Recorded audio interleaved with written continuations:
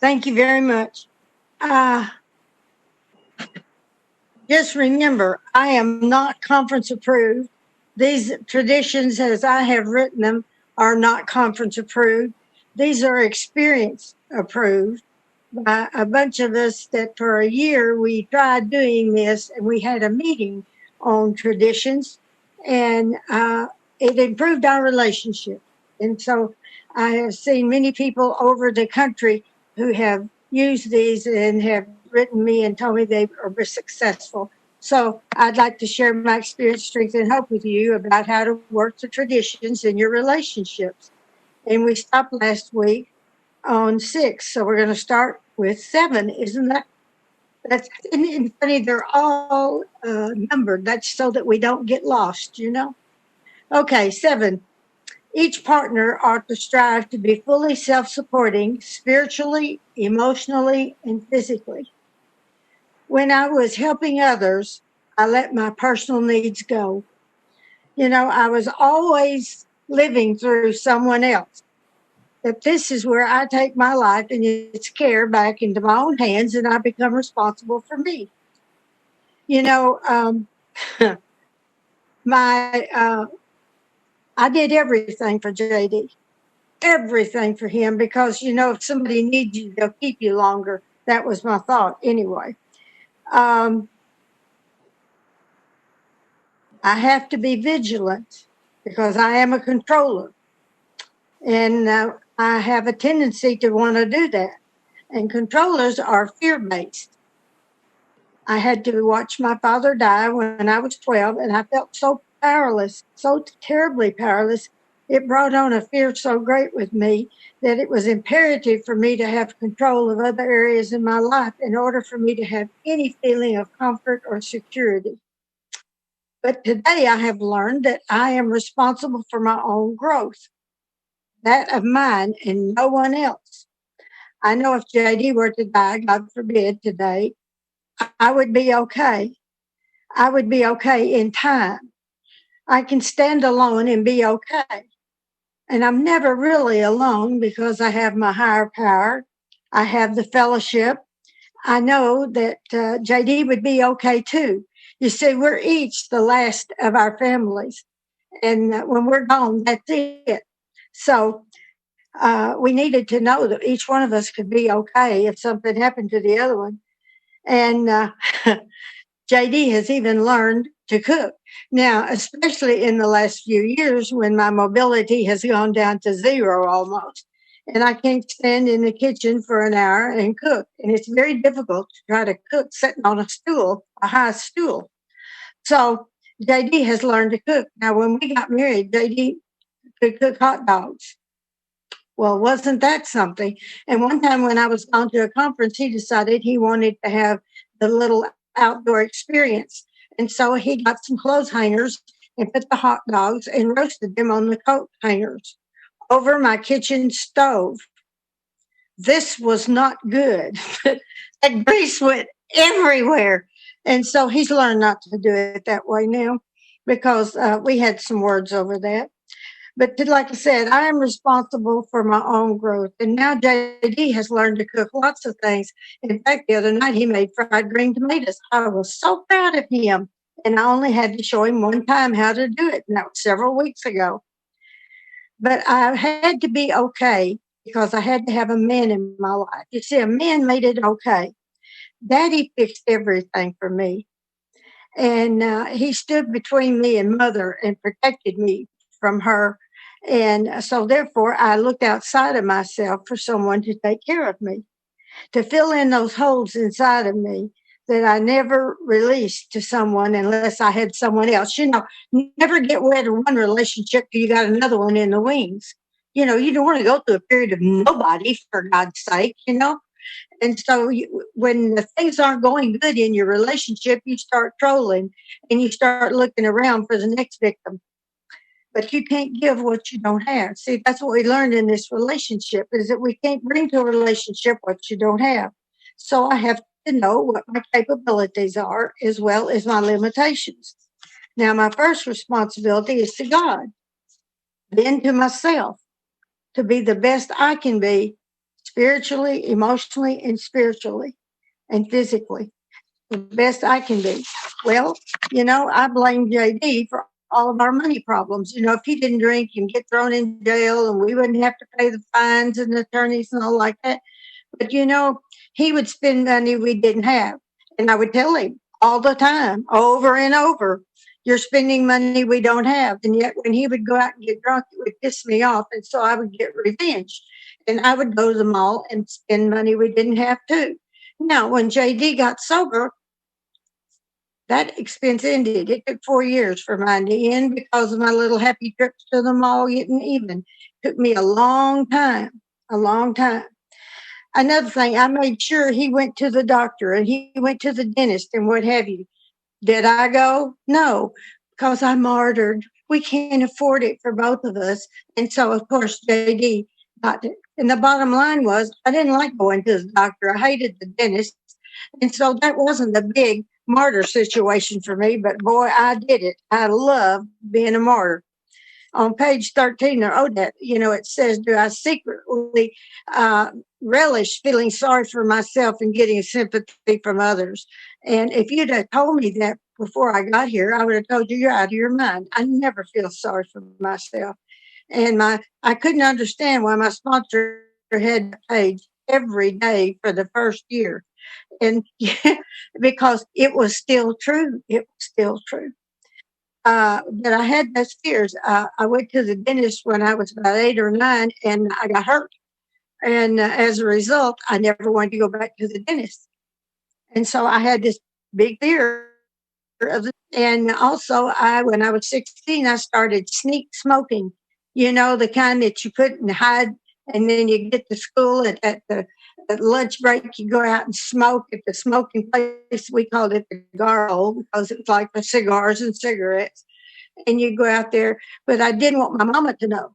That was the thing. I remember one time seeing a cartoon that says, I don't care who you tell the whole world, tell everybody, just don't tell my mother. And that was the way I was. Just don't tell my mother. I didn't want her to know.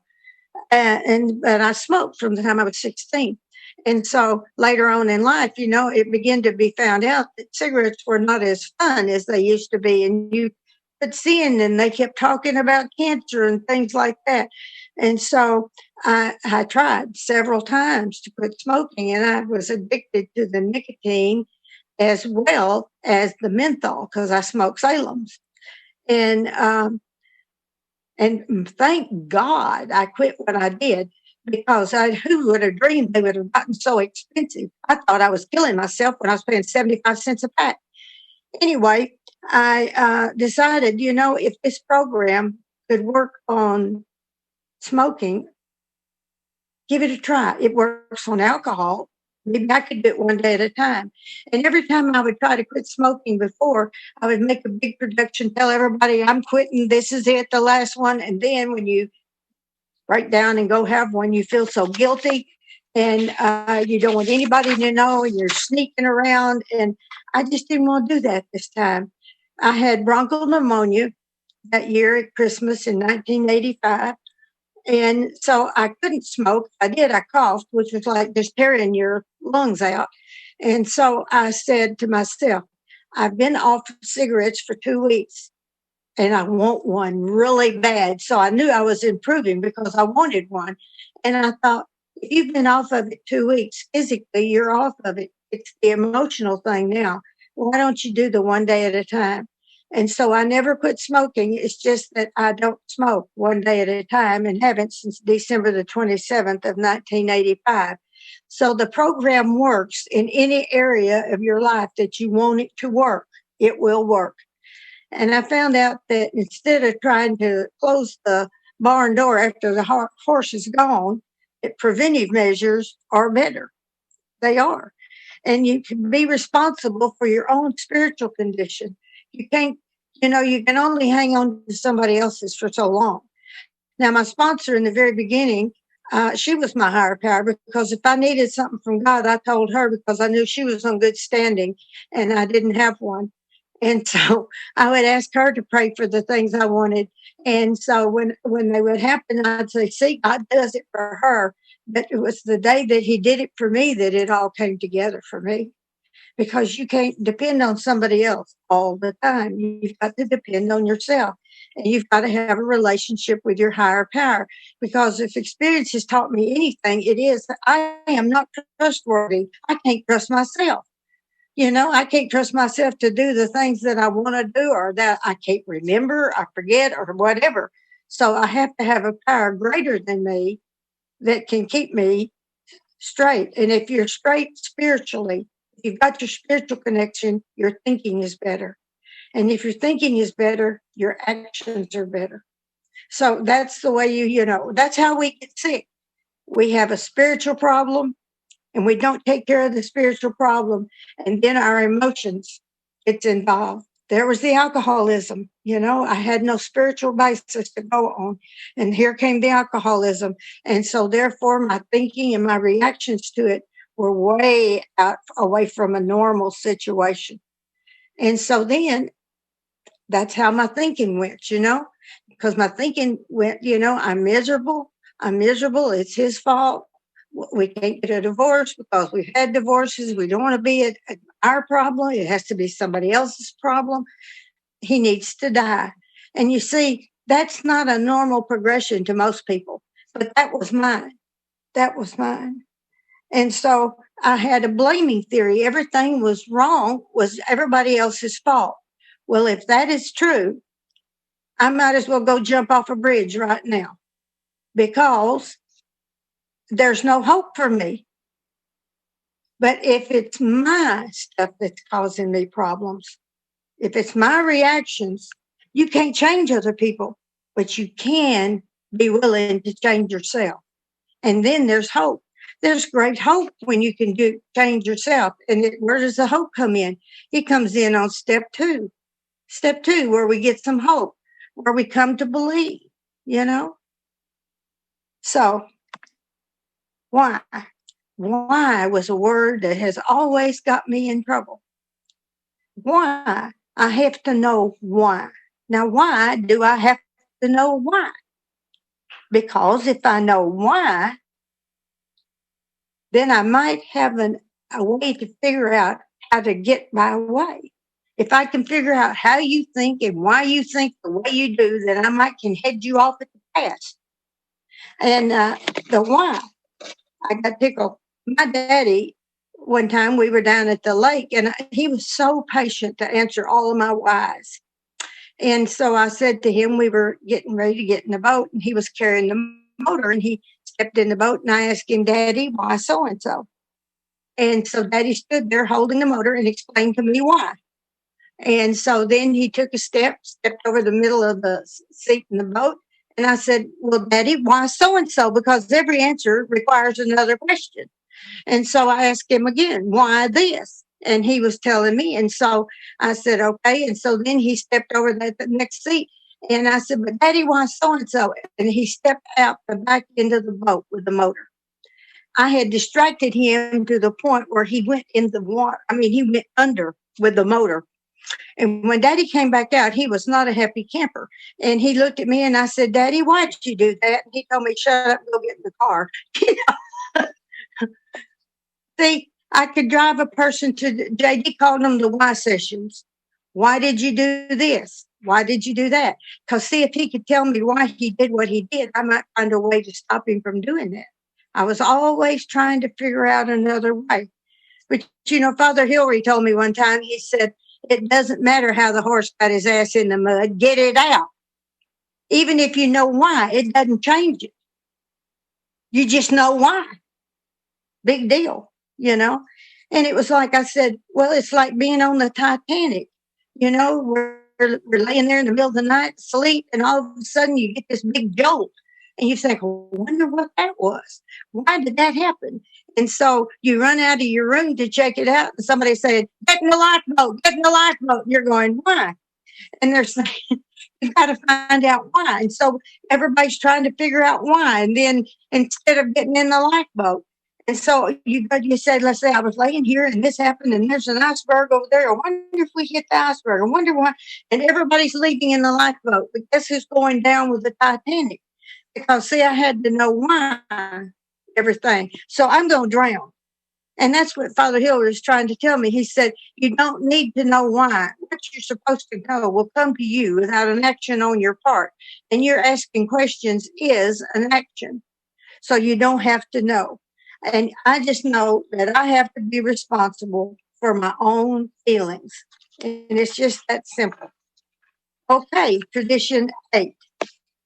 Our marriage or relationship should remain forever a free giving relationship, one to another. Now, let me ask you, are you a scorekeeper? I was. I didn't know I was. I thought I gave for fun and for free, but nope, there was usually a hidden price tag. And how that came about was when something came up for an opportunity to do something for me and you didn't, that's when the price tag came out on what I had after all I've done for you. So now there's the price. There it is. I did something for you, therefore you owe me. And I hated being obligated. Oh my God, I hated that. But comparisons are a form of scorekeeping. When I compare what I do to what somebody else does, I'm keeping score. And there's no need to have to do that. And it was real funny because I would say to JD, like on the garbage, I'd say, it's your turn. And he'd say, what do you mean it's my turn? I said, your turn, take out the garbage. I've taken it out the last 12 times. Not that I'm counting. Of course I was counting. How did I know it was 12 times? If I hadn't been making a list in my mind, you know? And then there was the clothes hamper. Oh my God, why couldn't you get the clothes in the clothes hamper? What is it that men do that they can't put their clothes in the clothes hamper? Especially their shorts. What do they do to them that they leave them laying on the floor and can't pick them up and put them in the clothes hamper? I've always wondered about that. Anyway, that was the thing. I would keep score and I would tell my sponsor about it. She says, well, don't do the things that you're going to keep a score on. I said, what do you mean? I want to do it without, she said, you got to do it without resentment or expectation, for fun and for free. And I said, I don't want to do it for fun and for free. She said, then don't do it. Oh, you mean I can not do it? She said, sure. And I said, you mean when he comes in the house and all his clothes, he starts undressing at the front door. By the time he gets to the bathroom, he's down to his underwear. I said, and I have to come along behind him and pick up all. She said, where was the rule that you had to come behind him and pick up those clothes? Well, the dogs will get them and they'll be dragging them around. And she said, let the dogs drag them around. They're not your clothes. She said, you either pick them up and keep your mouth shut and don't bitch, or you leave them lay and don't bitch. I don't like my choices. I didn't like the choice. I want a bitch. She said, no, you can't. So I told her, she said, okay, make a decision. So I made a decision. I wasn't going to bitch and I was just going to let them lay. Can I tell you how hard that was? For a week, clothes were piling up all over where the dogs were dragging them. They were playing tug of war with his shorts. And I mean, it was just unbelievable. And then he went to the meeting on Friday night. He came back home and several of the guys came with him. And so he walked in the house. Now he sees the stuff. He has not seen it before now, but now he sees it. And he says, guys, you'll have to excuse the house. You can see MaryPearl is not much of a housekeeper. And I said, yes, and y'all can see those are my jockey shorts. And so, it was real funny. I never had to pick up his clothes again. It was like he had never seen them until that day. But it was when I quit doing that it became obvious to him what he wasn't doing. I didn't have to keep bitching about it all the time. And then, it was like that carrying the garbage out. She said, you carry it out and don't bitch, or you let it sit and don't bitch. Well, you can only let it sit in the house so long. But so I would take it outside and I wouldn't bitch about it. And I didn't keep score. I just was doing it for me. I wasn't doing it for us. I was doing it so I didn't look at it or smell of it, And so I found out in our Just for Today template, it says, do things for fun and free. Do something you don't want to do just for discipline. There it was. Something I didn't want to do just for the discipline. And then do something without being found out. That's the hardest one. Because when you need to have somebody to co-sign you and tell you you're okay, And you don't have that. You don't feel okay. So you have to learn to be able to tell yourself you did okay instead of depending on someone else. And that not getting found out, that got to be fun, doing things to see how long you could go and who could find out and who couldn't find out. It became a game. It was great fun. I've received freely of God's unconditional love and acceptance. So I need to give back to others because it makes me feel good to do so. It just makes you feel good.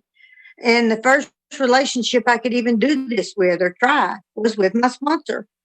And after I had been sponsored about a year, Christmas was coming up, and I said, I'd like to give you something for Christmas, and I want it to be something you'd like to have. What would you like to have? And she said, the nicest thing you can give me is pass it on to someone else. Pass on. Share what God has done for you to someone else. She said, that'd be the greatest gift you could ever give me. And I thought, no, I really want to give you something. And then she said, no, that's what I want. You asked me what I want.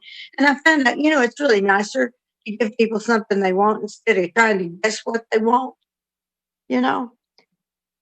So that first year was a real learning experience, when JD and I were going to go to that first conference and we didn't have the money to go, and he'd been off work over 6 months, and I had such financial fear. I mean, it was unbelievable. And when we went to the conference, we'd saved up just enough money that we thought that it would take, except for $35.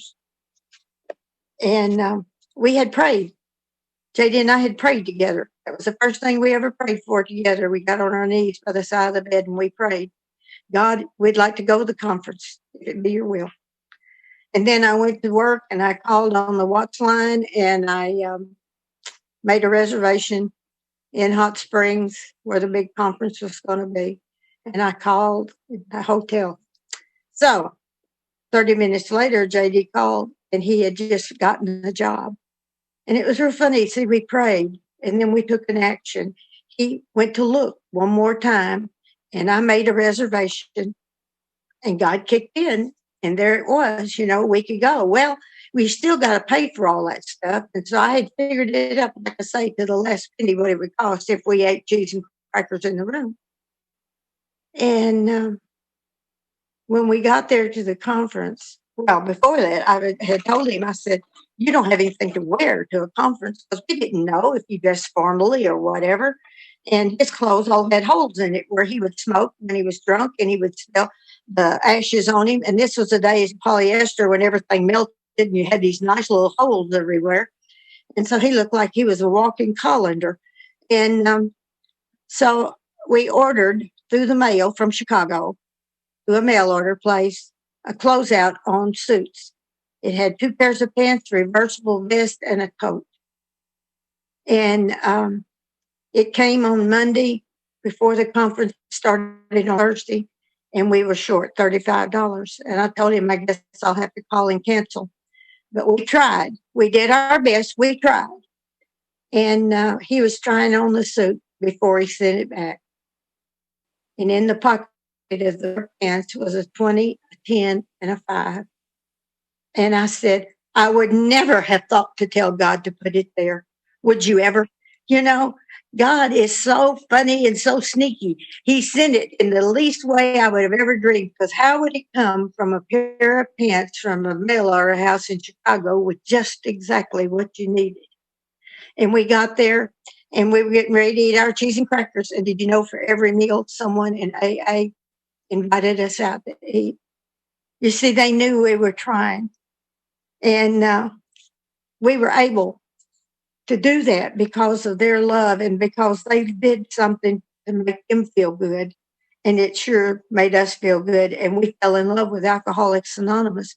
They were so good to us. You had to have banquet tickets. We couldn't afford those. Feeling sorry for ourselves. Now, we've had all these meals, but yet, it's never enough for a newcomer. And all of a sudden I noticed, or JD did, he said, there's an envelope in the floor over by the door. And I picked it up and in it were 2 banquet tickets. And they were the tickets were with the speakers at the speakers table. And somebody gave up their tickets so that we could have that. And like I say, it was the most marvelous thing. We just knew we had to keep working this program and do this because this was a wonderful, wonderful thing. And man, if you want to get hooked on conventions, that's the way to go. I'm here to tell you. The thing about it is, with me for so long, when I felt obligated to somebody, I felt out of control. Now, the giver is in control. You give what you want, when you want, how you want. The receiver is vulnerable. And I didn't like feeling vulnerable. And I didn't know, so I would keep score. And if you give me something, I had to give you something because I didn't know how to make that balance out. And I learned that in here, you say, thank you. That takes care of it. That takes care of it. Thank you and no are complete sentences. You know, I always had to justify everything to me and to you. And if I had to tell you no about something, I had to explain to you why the answer was no. And the bottom line is you don't. No is a complete sentence. You do not. So it's thank you. And you have to learn to accept the gift graciously. You know, somebody comes up and says, oh, I love your blouse. This old thing, Blue Light Special, Kmart, 10 years ago. Well, you've just told that person that obviously their eyes are deceiving them or they're an idiot because this is an old shirt that you got at Kmart. Instead of just saying, thank you.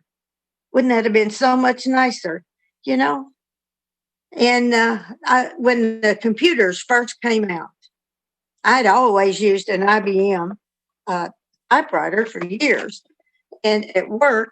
And all of a sudden, you know, they come up with computers. Well, I wasn't working then. And so I'm thinking computer, it would be so much nicer to have something where you could print it off and over and do different things.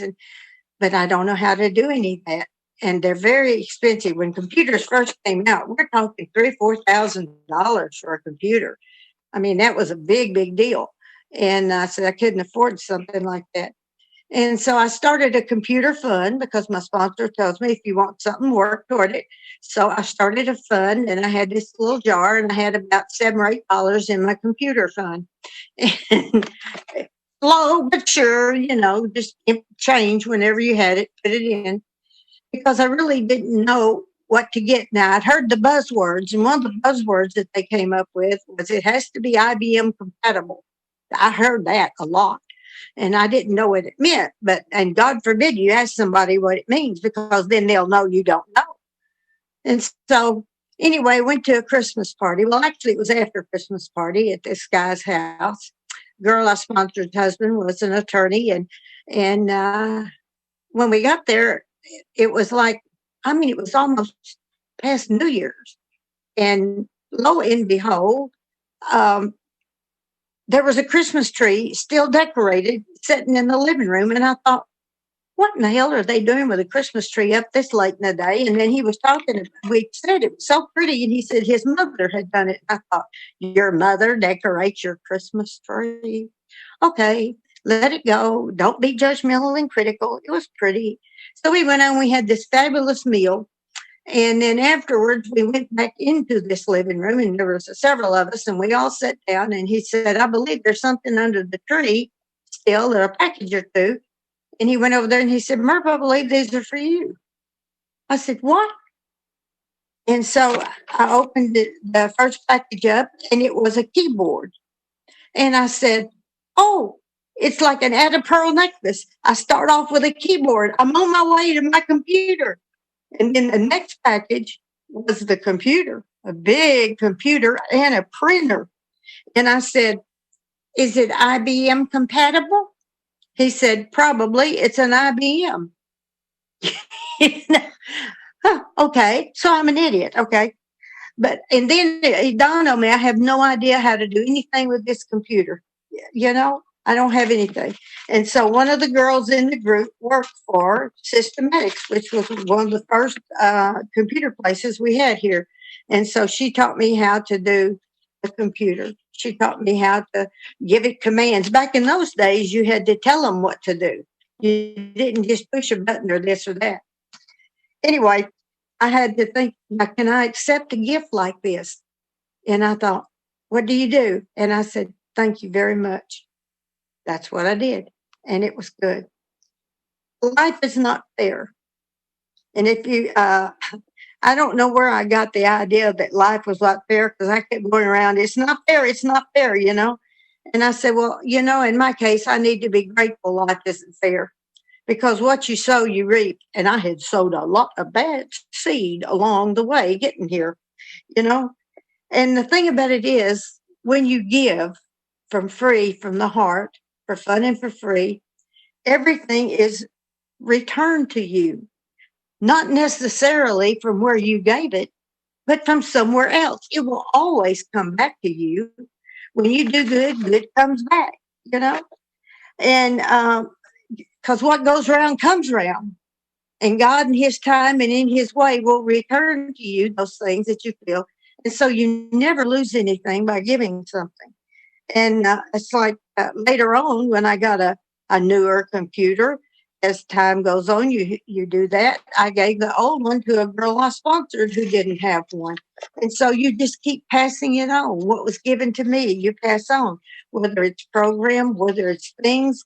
And I was thinking about the time I was passing that on, you know, I could really use some cash. Maybe I should sell this. And I thought, no, it was given to you. Give it away. I said, okay. I do a lot of talking to myself.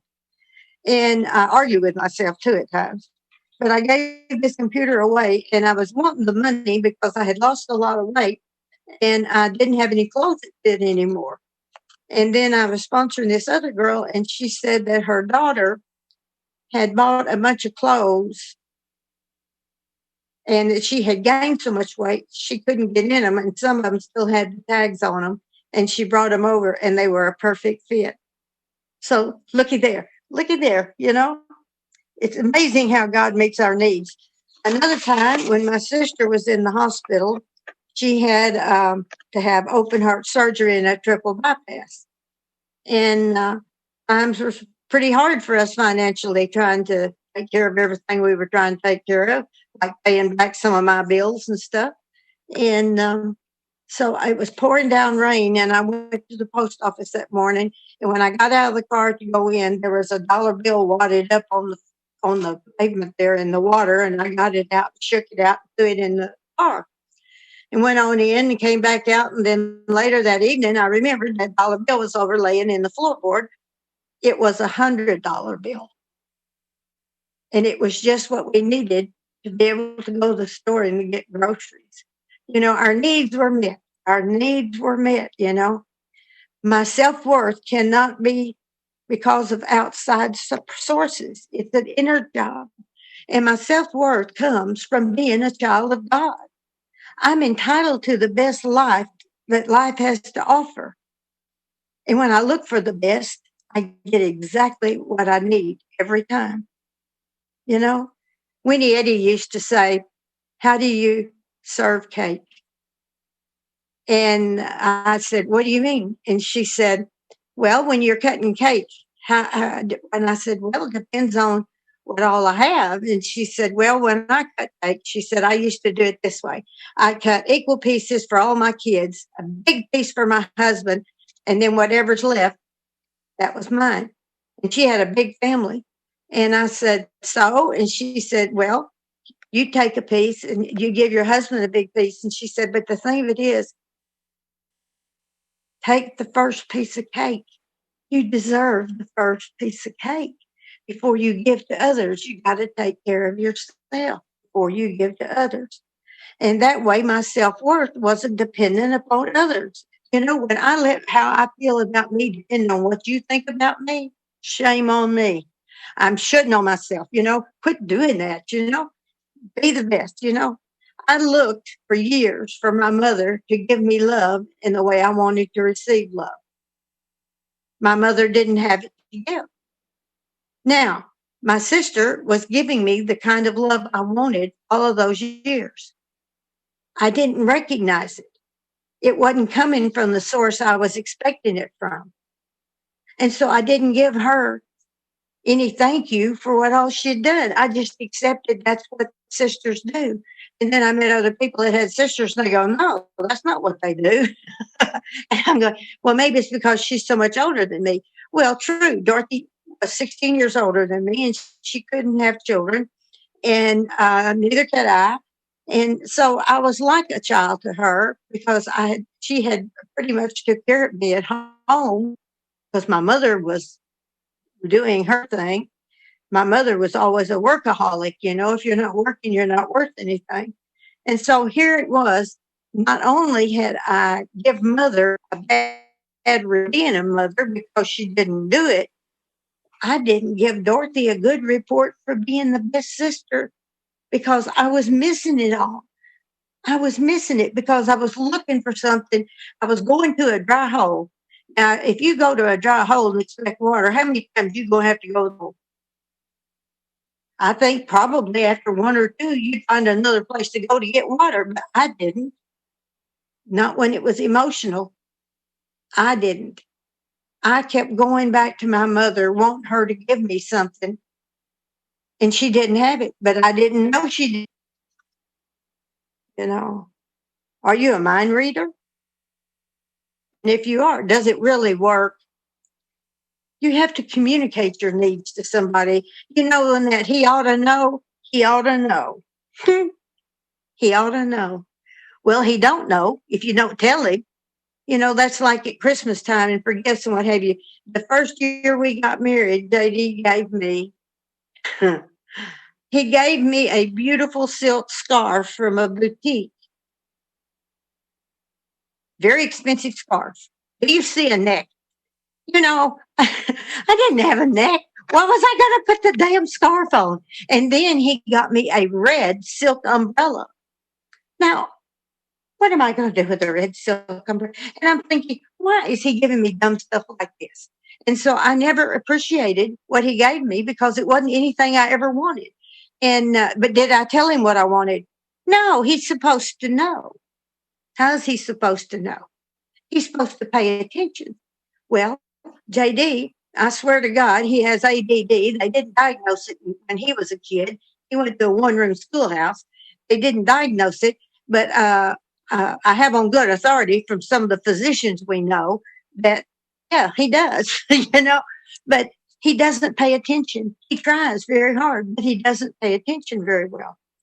And so I didn't communicate. So finally, he said to me, he said, why don't you make a list of what you'd like and all the information that goes with it, like what size and what color or whatever, those kind of things. So I'd have some kind of idea of what and where to go get it.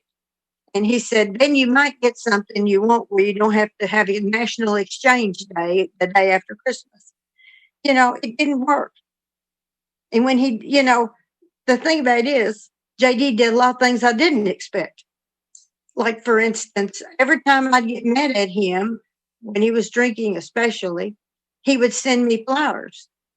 And one day I got an almost funeral size spray at the office. I thought, God, I wonder what he's done this time.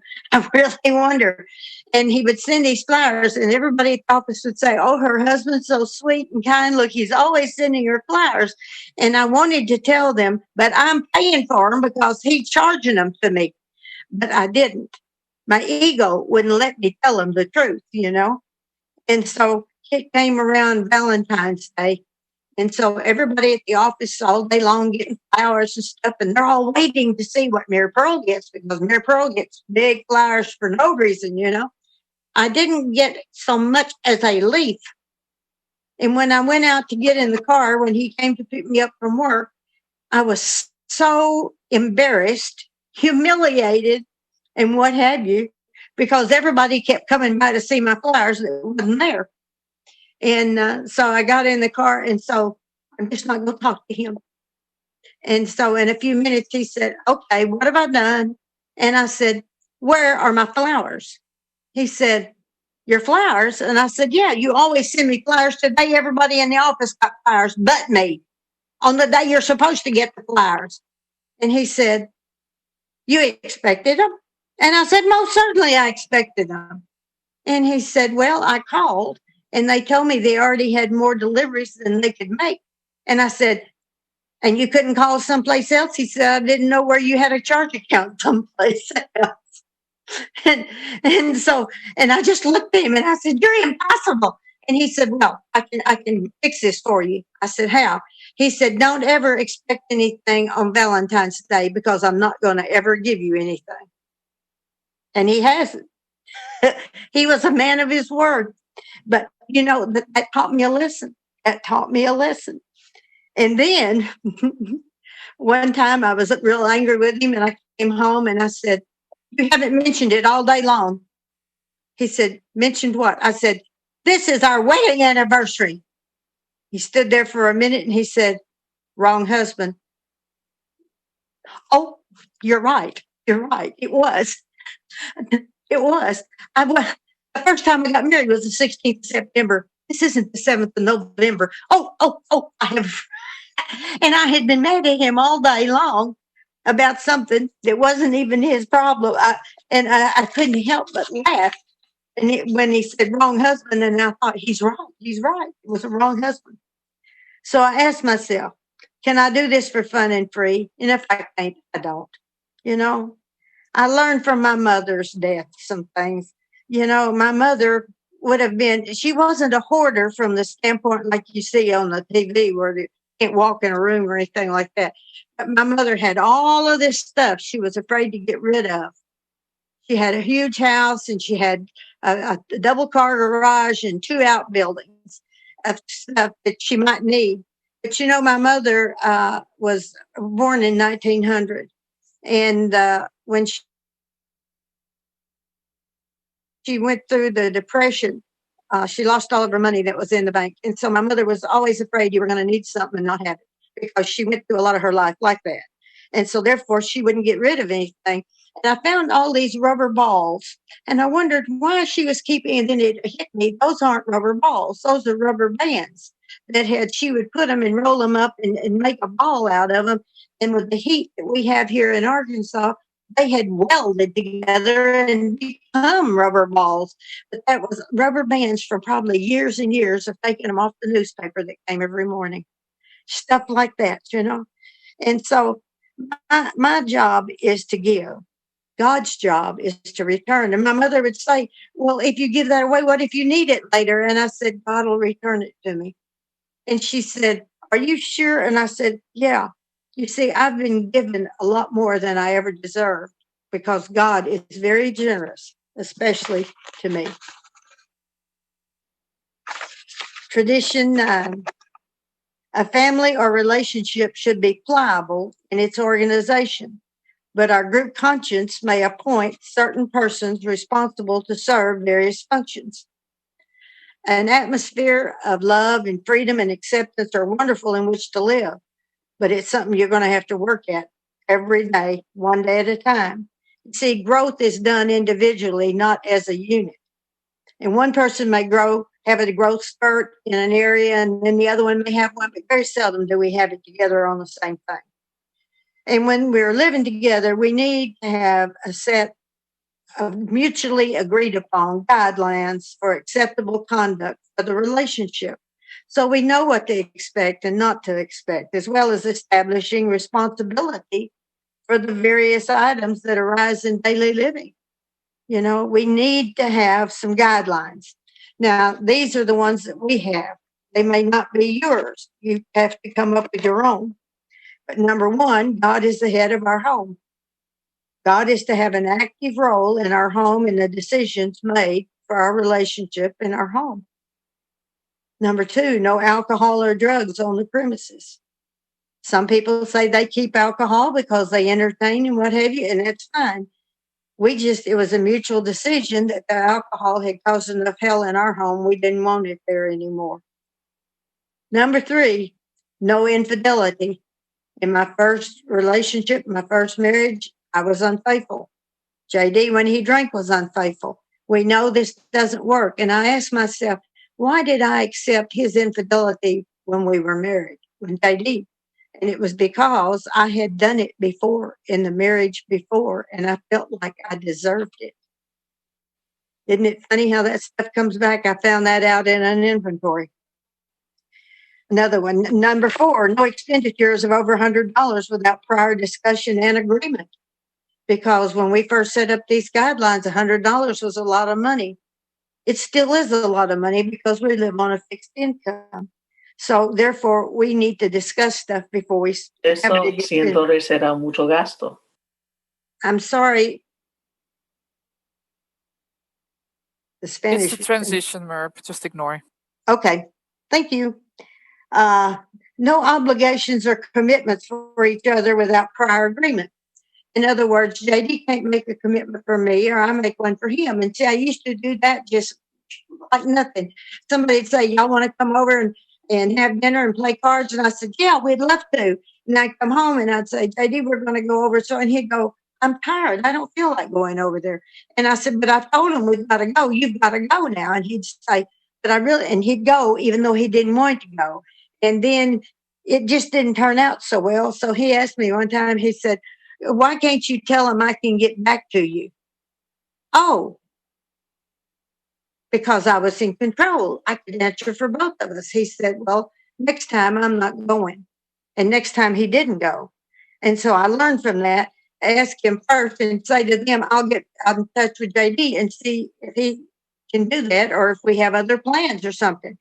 And so that way, I wasn't answering for JD. I was letting him decide what he wanted to do and not do.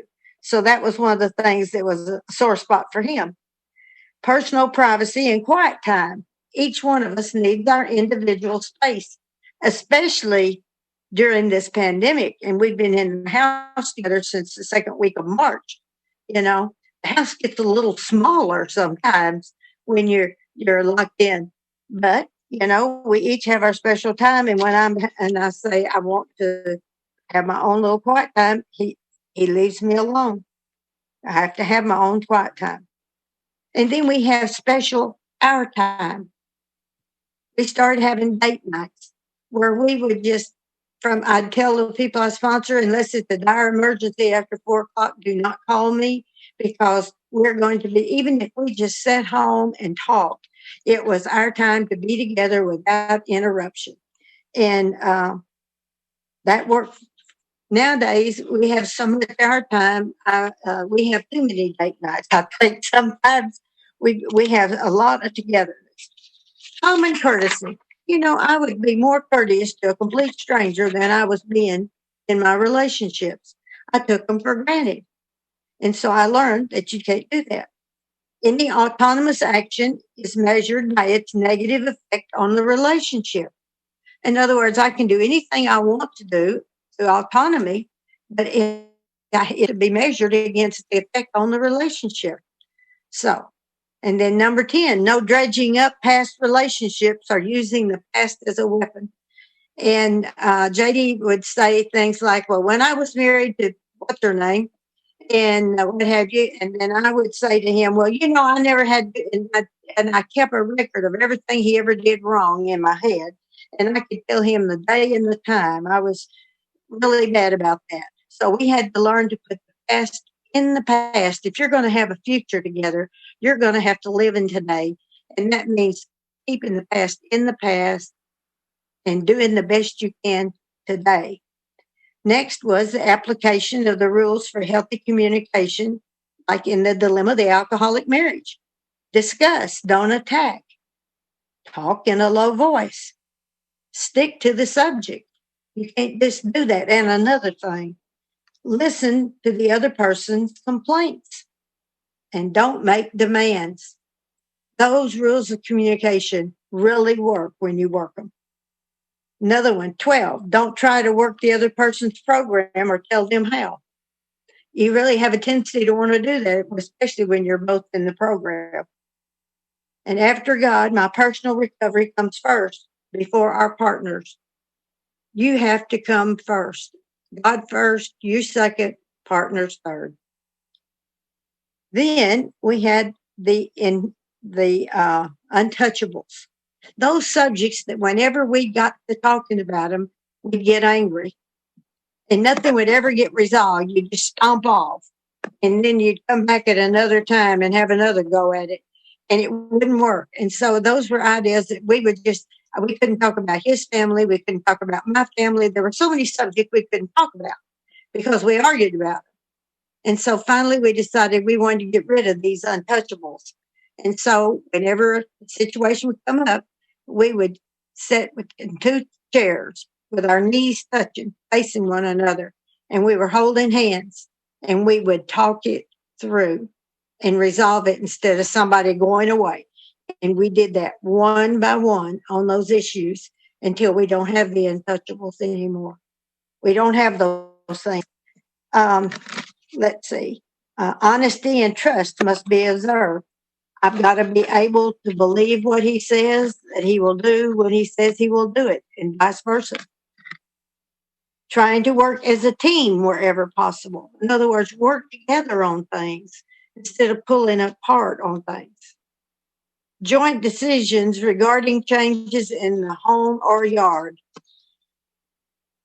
He can't go out there and make a major change, like say he's going to chop down a tree or something without, it's my yard too. It's my home too. I don't ever try to change something in the house without asking him, what do you think about, showing him what I'm talking about, maybe having him go with me to look at a piece of furniture or what have you. We just don't do that. And see, I did stuff like that, when I went to buy that car, he didn't want the station wagon. I wanted it. And so I bought it regardless of what he wanted. Well, today that wouldn't be the case. If he didn't want it that badly, then we wouldn't have it that, because he had his reasons. But we have learned to give in for the best part of the relationship and working as a team. We made a list of jobs and duties that it takes for running the house. And we decided who liked to do what. Well, there was things he liked to do, and there's things I like to do. Now, there's this other column over here of all these things that nobody wants to do. So what we do on that is that we take turns. We take turns on doing the things we don't want to do. And then that way it all gets done. And when one feels that the other is not adhering to the guidelines or the responsibilities, bring it up in a positive way and not as a blaming. Don't say, you didn't do this or you're not doing that. You say, I have a problem. Can we talk about it? And don't say you. Say, I feel. I feel this is happening. I feel this is going on. Instead of pointing a finger going, you, because that automatically puts someone on the defense. And when someone has a responsibility, let them do it. Let them do it in their own time and in their own way. My mama used to drive me crazy. She'd come into my room and she'd look around at it, and I had killed myself getting that room perfect for inspection. And Mama would come in and she'd find the one thing I hadn't seen. And she would say, it's her house. And she makes the rules for her house. And so Mama said one time, as she was getting a lot older, she said, now, I want one of you girls to live here after I'm gone. And I said, it won't be me. And she said, well, boy, that was quick. And I said, that's right. It won't be me. And I said, because Mama, it was your house. It was never my home. I said, think about it. I was in a crib and you're in Daddy's bedroom. And I moved there to Bobby's bedroom. And then after Bobby, I moved into Dorothy's bedroom. Did you hear MaryPearl's bedroom? Did you hear it? It wasn't there. Because even though I was staying in Dorothy's old room, it was always called Dorothy's room. It was never called MaryPearl's room. And there were drawers in the Chester drawers that I was told I could not touch or open. And so I said, it was never my home to me. My home is where I live right now. And no, I won't be living in the home. And Dorothy said, nor she would either. So after Mama passed away, we auctioned it off because neither one of us had good memories about living there. And that's sort of sad when you think about it. But thank God I won't feel the same way about this. You have to be aware of your limitations and your partner's limitations. The way JD hears stuff. Now, my husband has hearing aids. He's always had a hearing problem. even before his ears went. Um, it's how he hears it.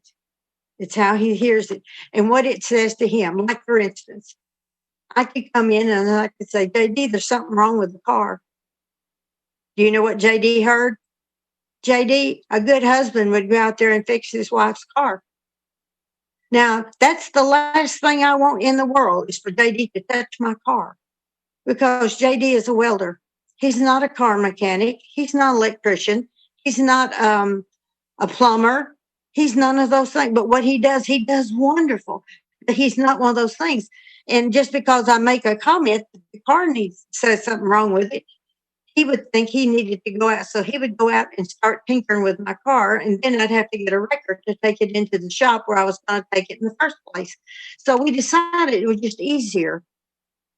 If when something went wrong with it, I kept it to myself and just had the darn thing fixed. Instead of trying to tell him, I was just giving him information, but he heard it as a good husband would do this. And that was the feelings of inadequacy on the side of him that made him feel that way. Now we have peace at any price. Well, peace at any price is just too darn expensive to your self-esteem. Giving in and keeping resentments instead of being honest. Keeping secrets or telling little lies. I once saw a sign on a company that puts little sayings on their sign, and it said, a half truth is a whole lie. I didn't like reading that. And I think that's why it stayed with me all these years, because I had a tendency to just tell part of the story. And that's just the half truth. But, you know, the thing about it is that keeping secrets and those things has caused us lots of problems in the past. And so we don't want to have that anymore. And every once in a while, one of us will forget and we'll just omit telling something. And then it'll come back and bite you. And you know, the thing of it is, I was a fit thrower. And JD had to trust me not to throw a fit so that he could tell me the truth. And it was real hard sometimes not to throw the fit when he told me the truth.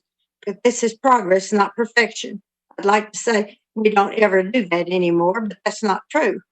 Sometimes we still have those things, but those are things we need to remember that do not add anything to our relationship. If anything, it takes stuff away from our relationship. Now, JD's a pack rat, and I'm Mrs. Organization, you know, and we had to reach a performance standard that was acceptable to both. His closet is his area, and he can screw it up however he wants to. For a long time, I would go in there and I would sort his clothes, put them on the hanger right. In other words, the way I do it is right. And I do it where all the hangers are facing the same direction. In the case of a fire, you can come in and grab all of them at one time and get them off and take them out. But no. Anyway, his are one this way, one that way, whatever. And I would rearrange it every time I would go in there. And he told me, he said, I wish you'd leave my stuff alone. And so I realized that is his stuff. Why am I like things organized. Well, it's not your closet. Stay out of his closet. And you know, the thing of it is, over the years, he has noticed that it works better when it's a little more organization than what he had. But he is not allowed to bring his pack rat stuff into the common areas of the house. I will not want a bunch of welding on the kitchen table. You know, and my husband, bless his heart, he's also one of these that when he gets rid of something or gets through using something, that's where it is. And he's always coming to me and say, have you seen my? No, I haven't seen your, because I didn't use it. And so used to, I would help him look for it. And then I'd get aggravated. And so I found out I don't have to help him look for it. I didn't lose it. I don't have to find it. And that's what works here. He has been getting better about able to throw things away. You know, since my mother was such a had all this stuff at her house, my thing became, if in doubt, throw it out. And so JD's getting more like that. He's being able to part with something occasionally. And it's amazing, just amazing. I think he may be able to touch balance sometime there, going at it like that. Okay, number 10. A relationship should avoid heated controversy. No one wins in a heated controversy.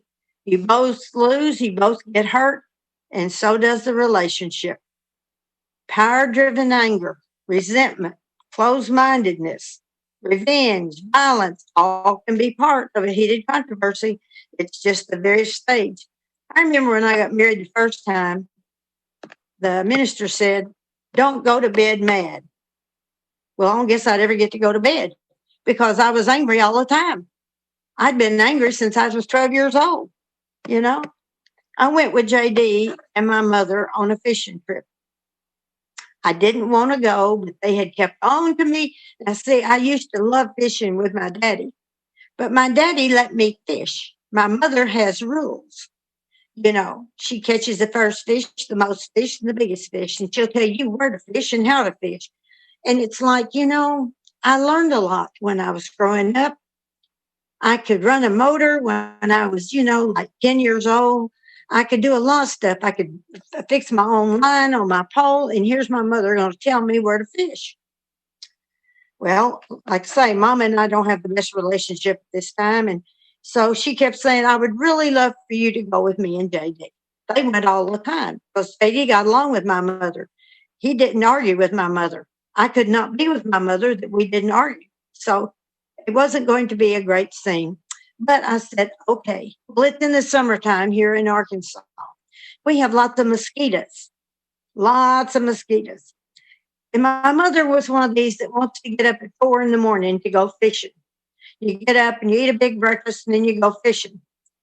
Well, I feel like a fish can eat at noon like anybody else. Now, damn it, you don't have to go out there in the middle of the night to catch a fish. But anyway, I'm going along with it, sort of. I'm not saying much, but I'm adding it up on the inside. And so, anyway, we get down there to the lake, and Mama says, "MaryPearl, why don't you run the motor?" I don't want to run the motor. JD can run the motor. He runs the motor when it's just the two of you. I know, but he used to run the. I don't want to run the motor. She says, "Well, I want you to run the motor." And I said, "Well, I'm not running the motor." And so we got into this big fight about it. And so finally, when she realized I was not going to go back there and run the motors, she told JD he could run the motor. Well, we get going. And so we get over to my mother has her favorite fishing places, and there can't be anybody else on the lake at the same time because they might see us go to her favorite place. I mean, you just can't imagine. And so anyway, we got over there, and my mother said, "I want you to fish over there, that third twig to the left." I don't want to fish the third twig to the left. That is a buckbush over there, and I haven't fished in a long time, and I don't think I'm going to be able to flip it in there without wrapping it around that bush, and then I'm going to have to pull it and ruin the fishing place to get my line back and lose my tackle and start over again. And she just kept on and on and on. Finally, I said, "Okay." And so I flipped it. And sure enough, it went around the little bush, tied itself in a knot, and went through the whole process. And my mother was so angry. But now that gave me time, though, to sit there and take my time re-rigging my pole. And Mama says, "Okay, put the anchor out." Now, the anchor is a 5-pound can of lead. Pretty heavy. And you put it in, here come the instructions like I've never seen it before in my life. My mother says, "Now, when you lower it very gently, very easy. You don't want them to hit the bottom. You don't want the mud to come up. You don't want to disturb the fish. You don't want to do this or that." And I want to just take it and fling it out there. But I don't. I do it the proper way, and I lower it down, and I go back to redoing my pole. And so when I finally got it redone, I decided to fish on the opposite side of the one where they were fishing. And Mama said, "Why aren't you over here with us?" I said, "Because I don't get in trouble over here." Well, the day went downhill, needless to say, and Mama would say, "Raise the anchor." I'd say, "Okay, now here came the instructions. Don't let it hit the boat. Don't let it do this. Don't let it get back in." We did that again about every 15 feet. We went through that until I had it. I had just had it. And I said, okay, I'm ready to go home now. I'm ready to go home. Mama says, well, I'm not ready. And I said, well, I'm ready and I'm going to run the motor. Daddy, get up here on the middle seat. I'm going to run the motor now. I want to go home. And so when he got up there on the middle seat, my mama, she's refusing to take her pole in. That's all right. She can drag it off for all I care. I get out there and I crank that motor and off we go. And so mama always sits on the front end of the boat and gives directions so you don't hit a log or anything. And so my mama starts waving off to the right, like go right. And so I went right. I hit the log and sheared the pin on the motor. And I said, why in the hell did you tell me to go that way? And she said, I wasn't. I was telling JD I got a great big fish right over there the other day. But I couldn't hear her. See, that's the reason you go by hand signals. And so she didn't realize she was giving the wrong hand signal. And so that's when I screamed. And I dived out of the boat and I swam to shore and I began to walk home from the lake. And they had to paddle all the way back in to the boat landing because, of course, there wasn't any way to fix the motor right then. And I was about halfway home when they pulled up alongside of me and JD begged me into the car. And I just didn't want her to say a word to me.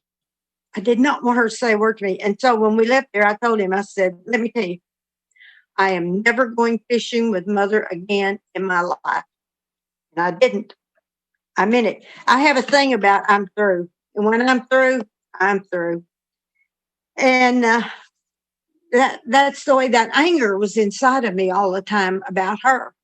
Well, JD also began to be a recipient of the anger as the time went on.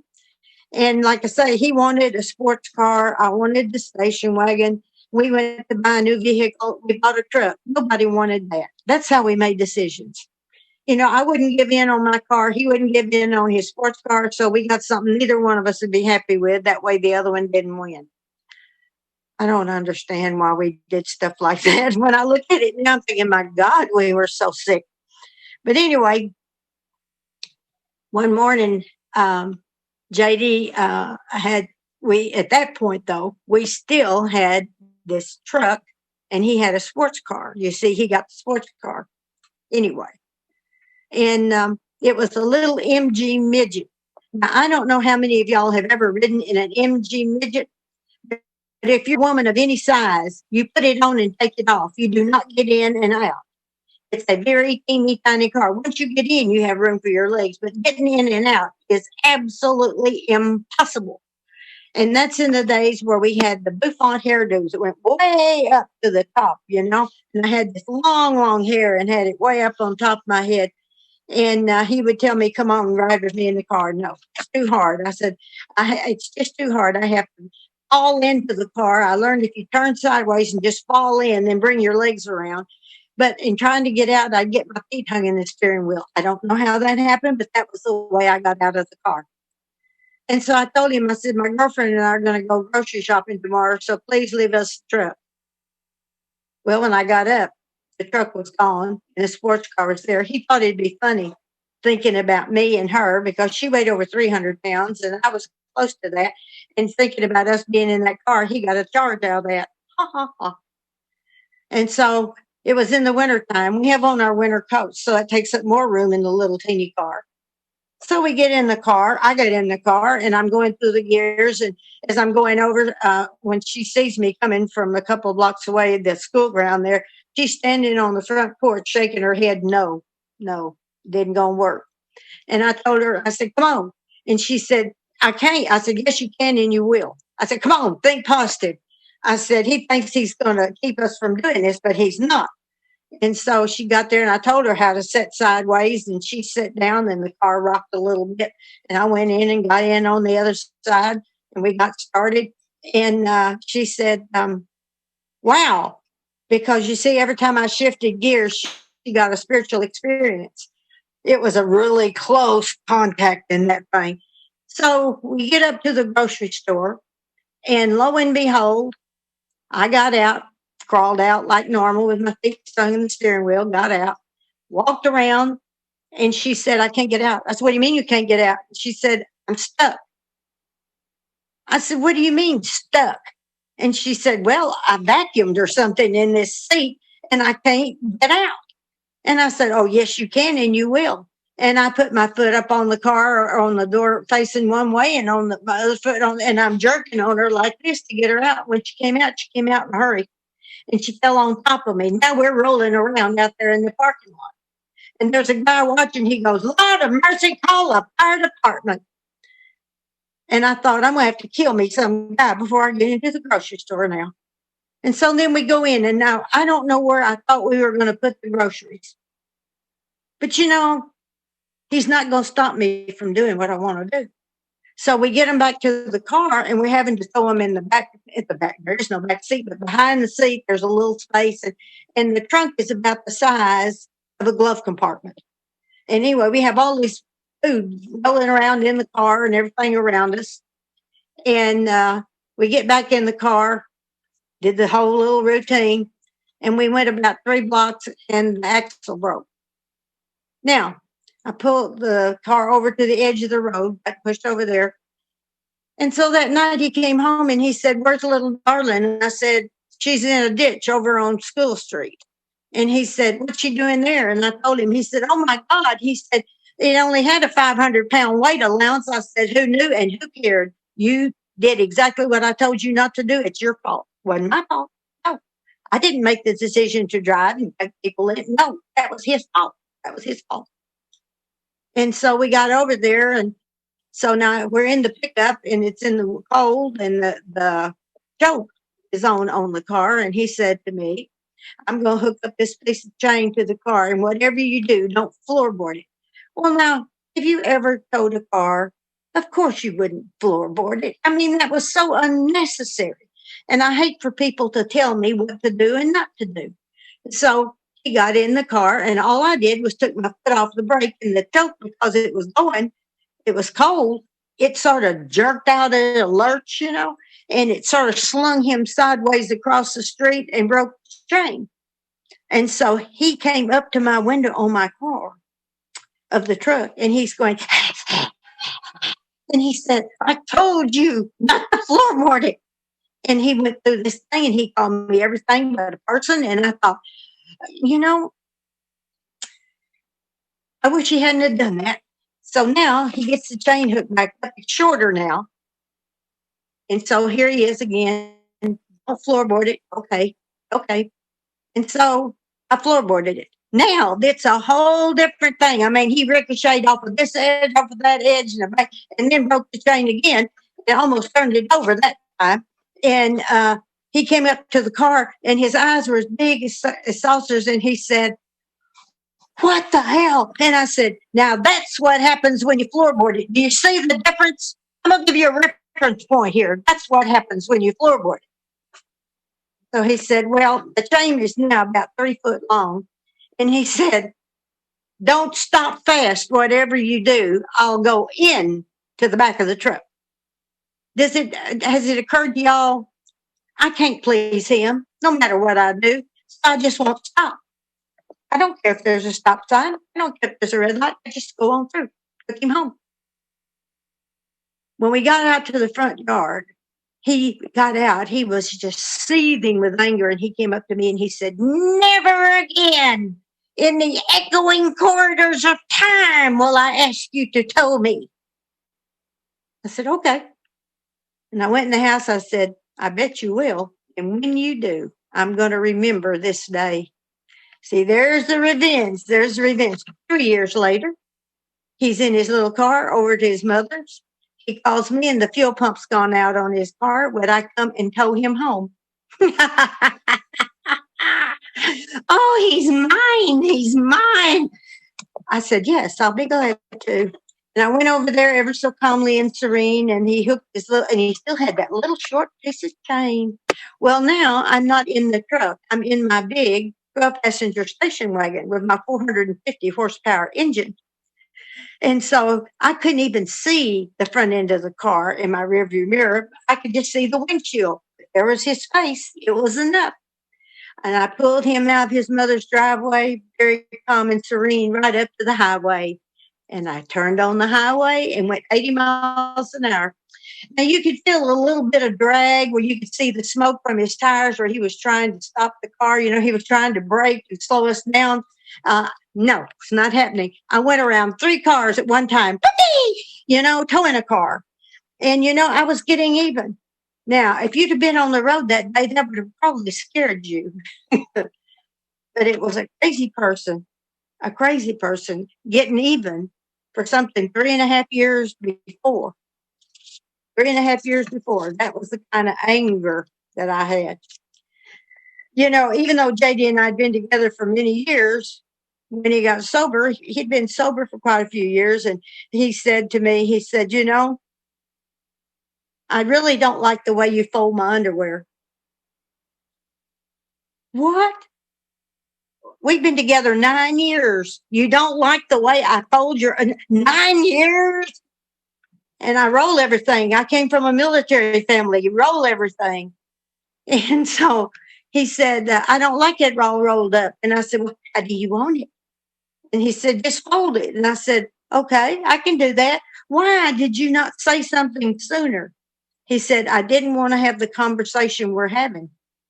And I said, what do you mean? And I said, I was folding them for your convenience. And if it's not convenient, just tell me. I'll be glad to fold it a different way. I do mine my way. You can do yours your way. And he said, I just didn't want to cause a fight. But see, that's how he felt about everything. He was so sensitive. And then one night I was going out and I said, I'm going to get us some ice cream. What you want? He said, bring me back some butter pecan. I said, butter pecan? I said, you always eat vanilla. He said, it's because you buy vanilla. You like vanilla. I like butter pecan. I had no idea he liked butter pecan. He had never said so all that time. And I just thought that if I liked it, he ought to like it. But I found out there's no rights or wrongs. There's just differences. And don't take things so personally. Just because he didn't like vanilla was not the end of the world, you know? I was amazed at the things that he told me that he liked and didn't like that I had no idea because he had never, ever said anything about it. And as a child, I had grown up in controversy with my mother, for God's sake. There was lots of violence, verbal and physical violence in our home. It was just a way of life. I didn't know how to deal with my feelings of anger. And one day, it was right before Christmas, and the TV. Remember when we used to have TVs that had tubes and stuff in them before all these flat screens and things? And the TV quit. And so I called the TV repairman, and he pronounced it dead on arrival. And I told him, I said, oh, no, here's another problem right before Christmas. They have to spend money on something. And he said, this is a problem? And I said, maybe not for you. You can fix the damn things. But I said, it's a problem for me if you tell me it can't be fixed. And he said, I would call this an incident. I wouldn't label it a problem because once you make it a problem, then it sounds worse than what it is. And I thought, are you in a 12-step program? He said, no. I said, oh, that really irritates me when you get something really good from somebody who's not in a 12-step program. You know, we're supposed to corner the market on good thoughts. But anyway, I told JD about that night when he came in. So I said, it's an incident. It's not a problem. And I got to think, how many times do we label things problem in our mind that really aren't problems? Now, I learned that my sister was a grudge holder. Now, not so much with me, but with our brother, Bobby. Now, when she was 16 years old, Bobby was 20. And she was walking downtown with some of her friends, and he was with some of his. And she had a crush on one of the guys that was walking with him. And Bobby said something to her that embarrassed her. And she said, we were driving around. This is 1992. We were driving around the United States, just the two of us, having fun. And we were talking about all these things that I had never heard before. And so she said, and I'll never forgive him for it. And I said, you know, Dorothy, Bobby's been dead since 1950. You think it's worrying him very much? This was 1992. She is still holding a grudge against my brother or something when she was 16 years old. I'm going, I can't believe that crap. I really can't. And I told her, I said, well, Dorothy, in here we learned that grudges, they weigh too much to carry them that long. And, it's real funny because later on, when my sister would lose her memory, I asked her one day, I said, do you remember what you got mad at Bobby about when you were 16? She said, no, what was it? I said, I can't remember. And went on. So she did forget it. Ha, ha. Anyway, so many problems are the result of poor communication. What did you understand me to say, and how did you hear it? Especially with him who is hard of hearing. Because a lot of times he'll think I've said one thing and it sounds similar to something else, but it's not the same. So what did you say? Say it again. And how did you hear it? In other words, what tone of voice? Did you hear it as something that I was making a big deal about or what? And I've also found out too that when my husband comes in and he's had a bad day and everything I do is wrong, everything, you open the wrong can of peas, just anything and everything that you do or say is wrong. It's about him. It's not about me. He has something bothering him. And usually after a period of time, he will mention whatever it is that's bothering about him. But I've learned not to take that to heart. And for a long time I did. I didn't realize that it was just him having a bad day and let him have one. Just because he has one doesn't mean you have to have one. I've learned that prayer about the situation doesn't always change the situation, but prayer will change how I feel about the situation or what I think about it or my attitude about it. Prayer will change me about the situation if the situation doesn't change. Then you've got to practice a lot of forgiveness. Forgiveness is a big factor. You have to be willing to forgive. There's lots of opportunities for growth here.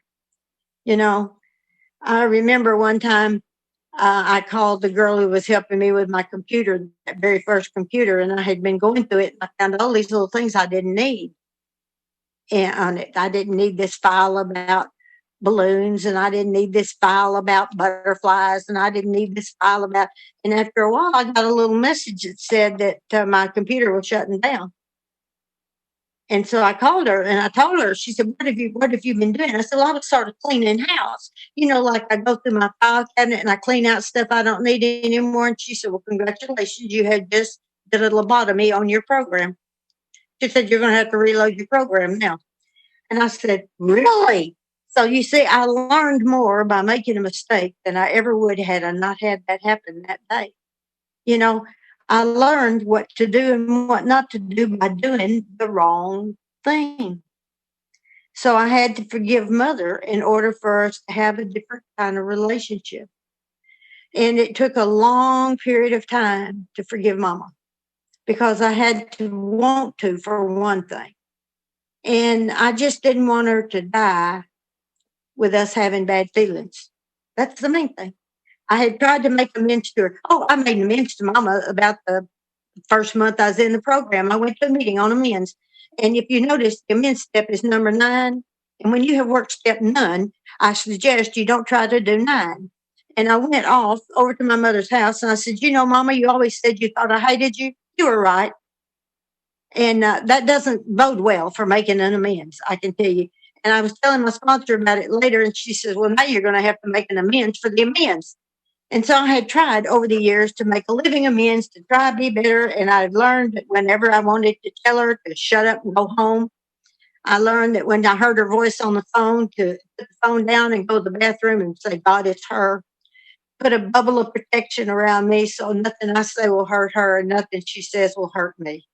Because we had a tendency to hurt one another. And over a period of time, I began to realize the first inventory I ever took was that of my grand sponsor. It was called Things I Hate About Ethel. And I realized why I didn't like Ethel after about, 3 or 4 months. And that's because Ethel and I were so alike. And I realized Mama and Ethel were an awful lot alike. And so I knew now that I was like my mama, that's the reason we couldn't get along. It's been real funny. On one of the Zoom meetings I go to, there's a lady in one of the groups that right off the bat, I looked at her and I listened to her and whatever, and I said, there's Ethel. She's back with us again. You know, Debbie's laughing. She knows who I'm talking about. Anyway, I've used this God bubble for protection with my mother. And then I'd come back to the phone and mom would say, are you having bladder problems? And I said, no, I just needed to go pee a while ago. And I figured I'd go to the bathroom. And so anyway, I just learned that I can use courtesy, and I had to forgive her in order to have a new relationship with her. And my sponsor said, ask God to let you see your mother through his eyes. She said, he looks different at her. He looks at her the same way he looks at you, through eyes of love, not eyes of judgment, not eyes of condemnation, not all that stuff. But God looks at you. You're all God's kids. God doesn't have grandkids. They're all his kids. And she said, when you look through God's eyes, you're looking through eyes of love, and you're going to see someone differently. So I prayed the prayer way over a year. And I said to my sponsor, how long do I have to pray this dumb prayer? And she said, until it works. Oh, well, okay. I kept praying. And then one fall, I went in the driveway. As I was pulling in, I saw her. She was out in the back field breaking leaves. And I recognized something about my mama. She was short. Now, common sense tells me, you didn't know your mother was short? No, I didn't know my mother was short. She was, when you're a little kid, she's great big. That's the authority figure when you're a little kid. And that's when it hit me. Every time you come over here, you come as a child. You come as a child wanting your mother's approval. Never getting it. You keep coming over here. And as I'm walking back toward my mother, it's like I saw inside of her heart. And it wasn't a heart that was overflowing with love. I kept looking for love. And I saw lots of hurts, but I didn't see love. And it's like a person can't give what they don't have. And that explained my mother. My mama couldn't give me what she didn't have. I walked over to her and asked her to put the leaf broom down, and I gave mother a hug. Now, we don't hug, we don't talk, we don't touch. And my mother was stiff as a poker. And she just looked at me, and I said, I need to do that for me. And every time I'd go to see my mother after that, I would give her a hug. And over a period of time, mother would get up and walk for those hugs. She'd walk towards you. She didn't hug back, but she was there. And then there came the day when my mama said, why, when your daddy died, did you become such an ornery kid? And I said, I was getting even with you for not loving me. And she said, what do you mean I didn't love you? I gave you a roof over your head, clothes to wear, food to eat. It was more than I ever had. You see, her mother had left home. My mother had left home at the age of 13 after her father, my grandfather, had tried to rape her. Her mother drank, her father drank, her two brothers drank, her sister drank. My mother was the only one that didn't drink. And she lived on the streets in the early 1900s. Now, if you'd had to live like that, wouldn't that be one of the grandest things you could do? Would be to provide food, shelter, clothing for a child, since she didn't have it? That to her would have been heaven. And you see, I took it for granted all those years, because that's what parents are supposed to do. But my mother didn't know. My mother did for me what she thought. And I can tell you, if I hadn't had a roof over my head, close to wearing food to eat, I would have been a completely worse than I was kind of person, I can tell you. So I looked at her and I said, Mama, could you forgive me? What could I do at this point in time to make it up to you? All the things I've done to hurt you, many of them on purpose, all these years. And my mother looked at me and she said, "Forgive me for not being the kind of mother you needed." And I looked at her and I said, "Mama, I forgive you." And my mama got up and she walked across the room to me and she gave me the hug and the kiss on the cheek. And she said, "Baby, I love you. I've always loved you." And that hole inside of me closed up. I didn't have that anger where she was concerned anymore. I had to learn how to disagree agreeably. That's hard to do sometimes. But when you're working for the greatest good, for the good of the relationship, this really works. No place for martyrdom in your relationship. Just think about the word martyrdom. To martyr is dumb. It tells you that in the word itself. And then, I realized my sponsor told me, she said, "Your anger is so quick." And I realized it's because I'm full of anger and I blow off a little like a volcano. I have an eruption every once in a while, but I never really clean out down to the bottom. And so it's just that next thing happens, and it keeps building and building. And I said, that's the reason I'm in such wicked shape. Tradition 11, each partner best conveys his or her beliefs and philosophy by attraction rather than promotion. Anonymity is a valuable asset to the marriage or relationship. Accepting others as they are and trying to live and let live and be the best we can one day at a time is learning how to be doing the gold rule and the silver rule at the same time. Now, we know the golden rule, do unto others as you'd have them do unto you. But just as important is the silver rule. Don't do for others what they need to do for themselves, because you cripple people when you do that. You cripple them. And I have to live my program instead of trying to preach it or teach it. Putting my program into action, not just talking the talk, but you got to walk the walk. And so one night I was sponsoring this girl and we were having bad weather here, and we were taking turns driving to a particular meeting over in Little Rock. We live in North Little Rock, separate town. And so she turned to me and she said, "I know it's my turn to drive," but she says, "I don't have any insurance," she said, "on my car because my husband's drinking." And I said, "I understand." And I said, "But I prayed about it and we're going to be okay. Let's go." So we got in her car and off we went. Well, when we came out of the meeting, there was a coat of sleet all over the road. And when we got up on the freeway, there's a big overpass. And as we started up the overpass, we saw cars going every which way. And they were having a huge wreck in progress, just every which way. And so she panicked and slammed on the brake. And when she did, she began to swirl. Her car began to swirl. And I said, "Turn in the direction of your slide." Very calmly, turn in the direction. And she was so scared it wasn't coming through. So I grabbed the wheel and I turned in the direction of the slide. And we stopped with our front wheels up on, ready to go off the overpass. And so we just sat there for a minute or two. And I said, "Is everybody okay?" Because her daughter was in the car.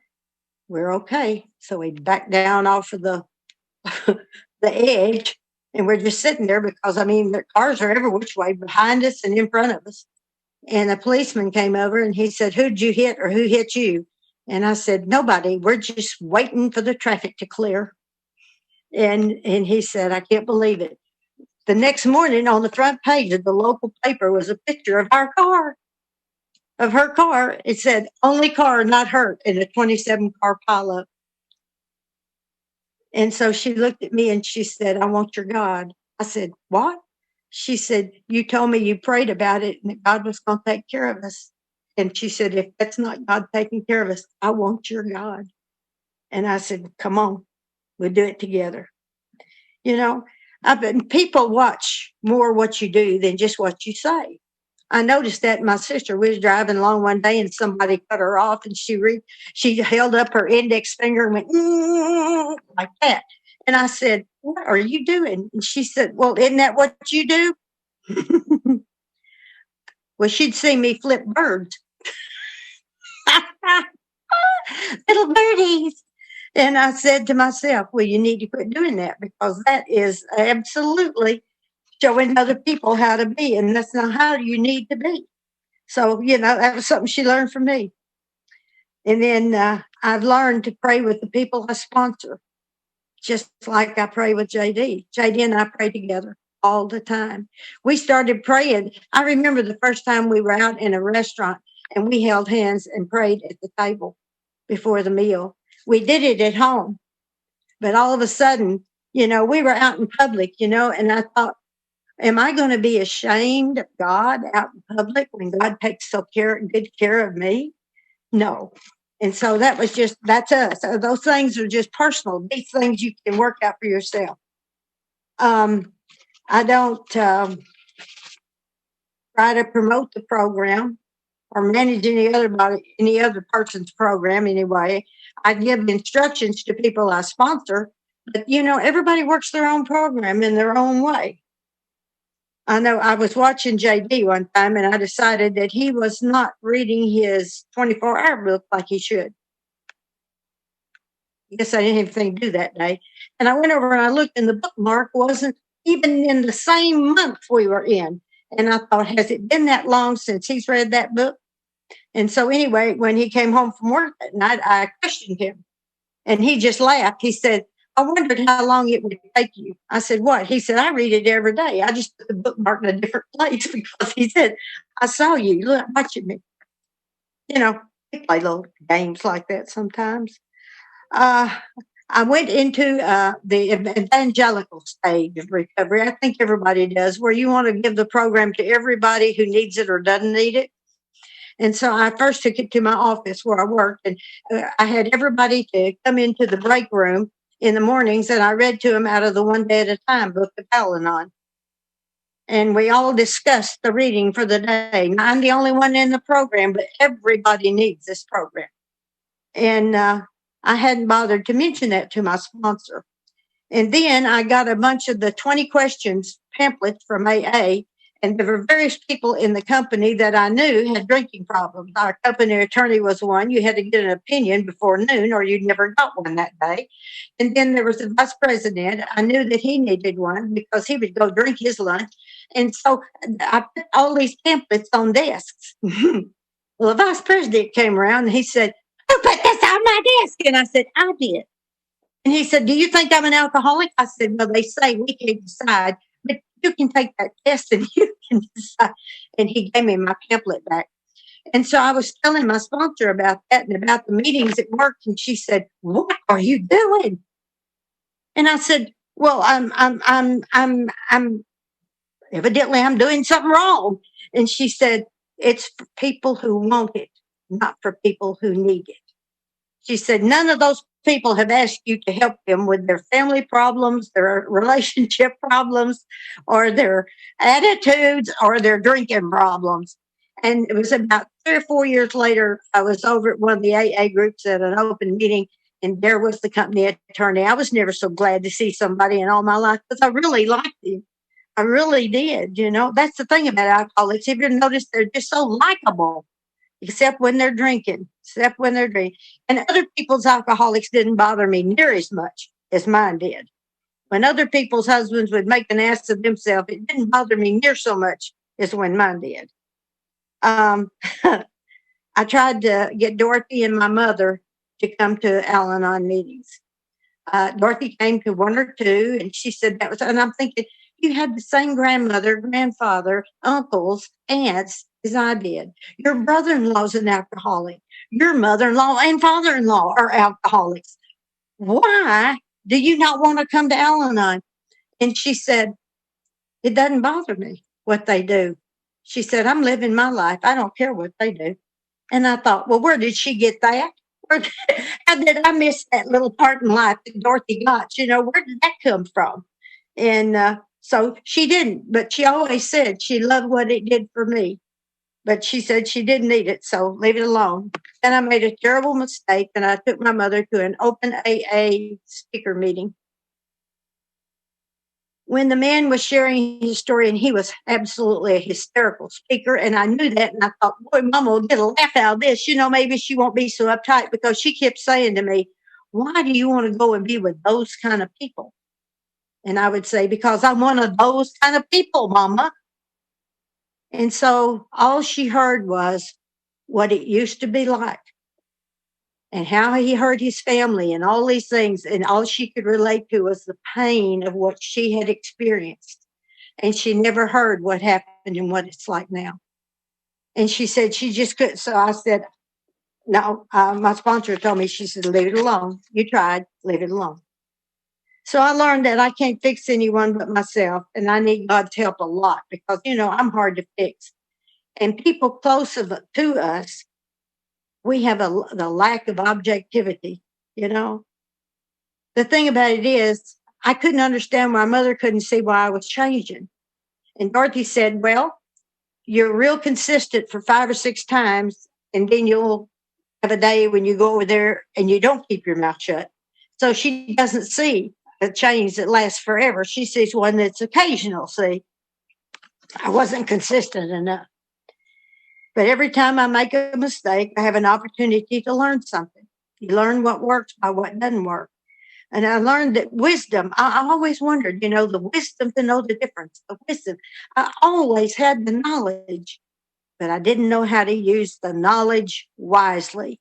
And that's what wisdom is, the ability to use the knowledge wisely. And I learned that forced change rarely works. You can't make people change. They may do it for a little while to get you off their back, but over the long haul, it doesn't work. Being able to do good and not having to be found out is anonymity at its best. If you get found out, it doesn't count. You can go around and how can you do that? I said, well, I learned to have a positive attitude, because that attracts people, smile. I used to practice on the airplanes when I would fly a lot, and I would sit in my seat and start smiling and see how many people I could get to smile back at me walking down the aisle. Because, on the airplane, it's not a happy place, especially nowadays. Allowing someone to screw up in traffic. I make mistakes sometimes. My sister used to tickle me when she would almost go through a light or something. She'd go, I hate that. And I said, yeah, you will. When you get a T4, you're really going to hate it. But anyway, I found that I had a tendency to be very aggressive in traffic instead of just live and let live. And realize there's some days that I know I shouldn't be behind the wheel. It's like, where are my reflexes? They're at home. I left them at home when I got in the car. I know, because I didn't stop quick enough, or I didn't do this or that. And I don't appreciate it when somebody blows the horn or flips me off or yells at me. And so try to be courteous in my driving. I found out one summer a few years ago, it was so hot here, and in the heat, your temper gets worse in the heat. And people to drive and begin to annoy me again. And I'm going, that's one of the signs I'm getting spiritually off. And I said, God, help me find a way for this not to bother me. And then it occurred to me, I'm driving a 1992 Caprice Classic LTZ.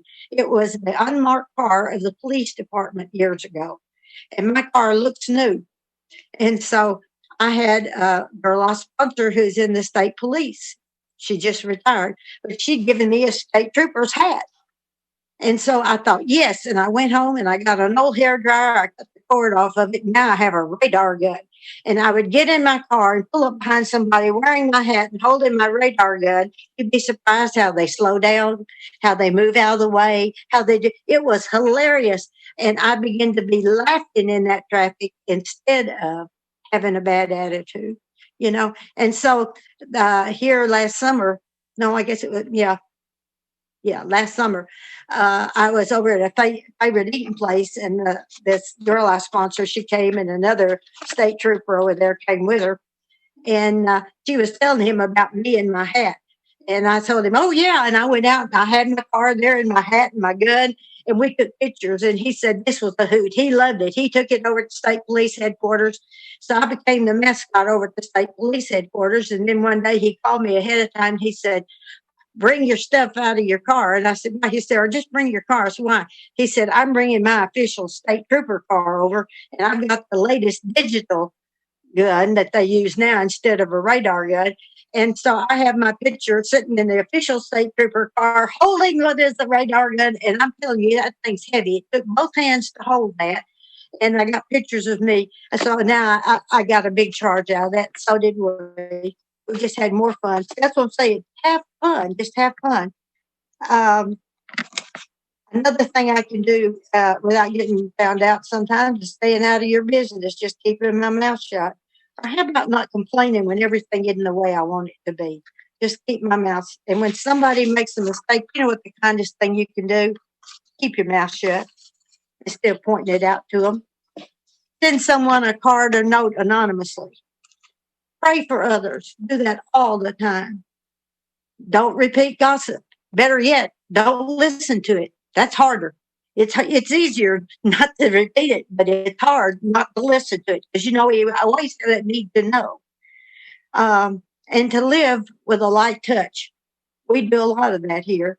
I came home from travel one night, and JD had been watching that Touched by an Angel program. He loved that program. And I was so tired. I came in that night, and I told him I was just going to sit in the living room a while and be quiet. And I was sitting in my chair, and all of a sudden I saw this glow. And I thought, what is that? And I turned around, and there's JD. He has a lantern on top of his head. And he's got his arms out, and he's balancing that lantern. He said, I'm an angel sent by God to tell you he loves you very much. And so do I. My name is Monica. And I tell you, I rolled. I could not help but just crack up. That was the funniest darn thing to me. I told him, I said, you've been watching entirely too much television. Entirely too much. And I've learned to be honest with me, what's going on with me. And when I'm not doing well, I tell people I'm not doing well.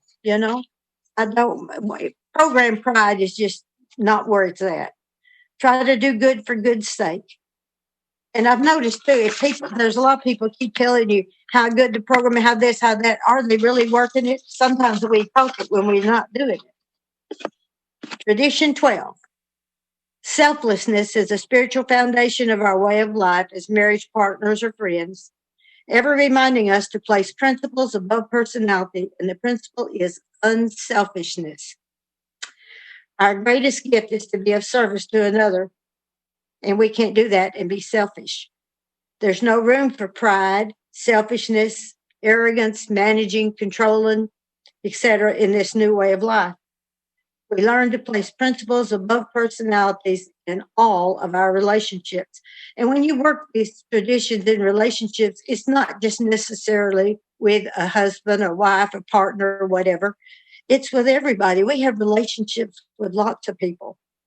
And you have to practice the program principles. So you're really going to have to be able to have a working relationship with the 12 steps before you do this. Forgiveness. I went to the post office. I was mailing out flyers for a conference. And I was hearing from people that they hadn't received one. They hadn't received one, or they got part of one or whatever. And I'm going, part of one? So I go down to the post office, and they tell me at the post office that they had one of their pieces of machinery ate most of my flyers that I sent out. Now, the flyers were in envelopes. And I said, wait a minute. If that happened, I'm going to have to send them all out again. Are you going to pay the postage? No. Well, I paid the postage. You chewed it up. I didn't get the result. And the guy said, well, there's your burden of proof. I said, what do you mean? He said, you'd have to prove you had the stamps and everything. I said, well, they're chewed up. How am I going to prove? He said, oh, sorry about that. And that made me mad. And I thought, I think next time we go fishing, I'll get me a fish. And I'll put it in the night thing that goes right into the post office. And there'll be that burden of proof, won't there? And then I thought, you can't think like that. If you think on it long enough, you'll act upon it. So I had to work on forgiving the post office for being the post office, And the thing of it is, because I had worked this program and so good, when my mother later on, she would, after we had several pretty good years together. And then Mama had hardening of the arteries to her brain, and she thought I was stealing from her, and Daddy was trying to kill her. And I thought, no, it would have been the other way around. Anyway, so I talked to her doctor, and he said, it's easier for her to believe you're stealing than it is for her to believe she's losing her mind. And then after she had the stroke, my sister had the power of attorney, so she put her in the nursing home. And Mama got mad at Dorothy, slapped her across the room. Dorothy had never experienced that. She didn't like it. And so I told her, I said, this is what I put up with all the time when I was growing up. And I had a mouth. See, even knowing I was going to get smacked, I would say something. And so anyway, I became the good kid. And when I'd go to see Mama and I went to see her, I would go walking in the mornings at the mall. And after I would leave the mall, I would go to the nursing home and spend some time with my Mama. And because I wanted to, I didn't want her. You'd see people there that they never get a visitor. And it is so sad. It's like people put them there and forget about them. It's terrible the way some people are treated. Anyway, I would go see her. And she would look at me and she would put her arms up like she was hugging me. And I would give her a hug. And then she would try to talk, and she couldn't talk. Her throat was paralyzed and she couldn't talk. But I would take her to get her hair done, and they put her in a wheelchair and tie her in. Thank God she was tied in. The first time I did that, I wasn't familiar with the wheelchair at all. And it was sort of on an incline, and she got away from me. And at the bottom of the incline was a dip. And if she hadn't been tied in, she'd have been thrown out of the wheelchair. And I got down there in front of her, and boy, her eyes were big. And she looked at me, and I said, I drive this about like I do a car, don't I, Mama? And she nodded, yes, yes. But anyway, I would take her to this beauty shop that was a couple of doors down from the nursing home. And she seemed agitated when she was under the dryer. And so I thought, maybe I should get them to do her nails, take her mind off of the dryer. And then I thought, oh, that might not be a good idea, because the mother always told me never paint your nails. Because when you paint your nails, the next thing you'll be doing is smoking. The next thing you'll be doing is drinking. The next thing you'll be whoring around. So if you don't want to be a whore, don't do your nails. Okay, Mama. And I thought, well, she thinks she's going to be a whore now if I paint her nails, But it fascinated her watching them paint her nails. And when she got through, she would look at them. And then she would come back to the nursing home, and she would go like this to show everybody that her nails were done. It was a happy thing. And about the time I would get there every day after walking, The Price is Right was on. And we would watch that together, and she would laugh. And today, even when I see The Price is Right, I think about times with Mama. It's sort of like I want to visit Mama, I can go to Price is Right. That may sound crazy to some of y'all. But allowing people to help me, that was another thing that I learned. That was one of the hardest. In the year 1999, November the 30th, 45 years to the day I watched my daddy die, my sister died in the front seat of my car with me. And she choked twice, her eyes rolled back in her head, and she quit breathing. And I was in bumper-to-bumper traffic, and there was a new hospital. They had just opened about 5 or 6 blocks away. And I was doing, I'm thinking, God help me. What do I do? Do I do CPR? I'm driving. I'm right in the middle of traffic. What do I do? And about that time, I saw a motorcycle policeman coming. And I began to blow my horn. I said, I think my sister's had a heart attack. I thought she's dead. And he said, here. And he made the traffic part. And he led me over to the hospital. And he ran in and got him with the gurney. And they came back out, and she was already turning blue.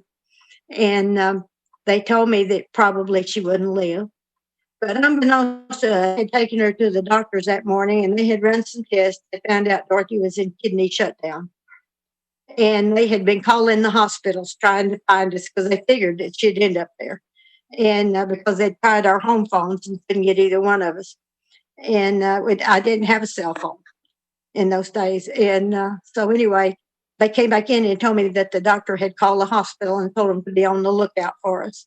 And so they knew what to do. And they said that her kidney shut down. It threw her heart in a bad rhythm, so it just stopped. It wasn't a heart attack. It just stopped. So they jump-started her heart to get her going again. But she was in a coma for 30 days. And the doctors told me they didn't know what we'd have when she woke up. They knew that her short-term memory was going to be majorly affected, and they didn't know how much other damage there would be. And so I was there brushing her hair in the ICU that morning, and all of a sudden she said, "That felt so good." And I went, "Did she really say that? Did she say that?" I ran around in front of her and I said, "You're awake." And she said, "Yeah, and that feels so good." I said, "You're awake." And I hollered to the nurses. I said, "She's awake." And they got the doctor up there, and Dorothy thought that, "Hey, I'm awake." So she got up the side of the bed. She stood up, and she did. She fell flat on her face, knocked her two caps off of her front teeth. And I thought, "Oh, my Lord." And anyway, then she had to go to rehab because she had to learn how to walk again, and she had to learn how to do a lot of things. And we found out that she had lost 40 years of her memory from current back, and that she had no short-term memory. In other words, you could go and be with her all day, go outside the door, come back in, and to her, you just arrived. She couldn't remember anything. She used to love to read, and all of a sudden, she can't read anymore because she can't retain from one page to the next. And there were so many things like that. And Dorothy, I would say to her, "How do you stand that?" And she said, "Because she did remember me and JD. Thank you, God." And she would say, "You have to accept it. What else can you do?" And I thought, well, thank you for sharing. My sister teaching me about acceptance when that's something I've been trying to live by for years. Okay. But see, you have to have humility. You got to be teachable. And I can tell you, dealing with her and with Mama, it was like dealing with a practicing alcoholic sometimes. You can't expect them to think or react the way that you think. And Dorothy, one day, without realizing it, she told me, she'd keep asking me, "Why doesn't Mama come to see me?" And I said, "Well, Dorothy, Mama died in 1991. This was 2000. And she said, but there's no emotion. So I took her to the cemetery, and she was seeing Daddy's grave. Of course, Daddy died in 1954. She knew she was there. She knew that. And she'd look at Mama's stone, and she would say, "Where was I when this happened?" I said, "You were right here." And she said, She said, "Well, when you can't remember, it doesn't seem real." That's why she had no emotion to those things that I would tell her, because it doesn't seem real if you can't remember it. I've learned too in the program not to discount the message because of the messenger. It doesn't matter who says it, if you can do it and be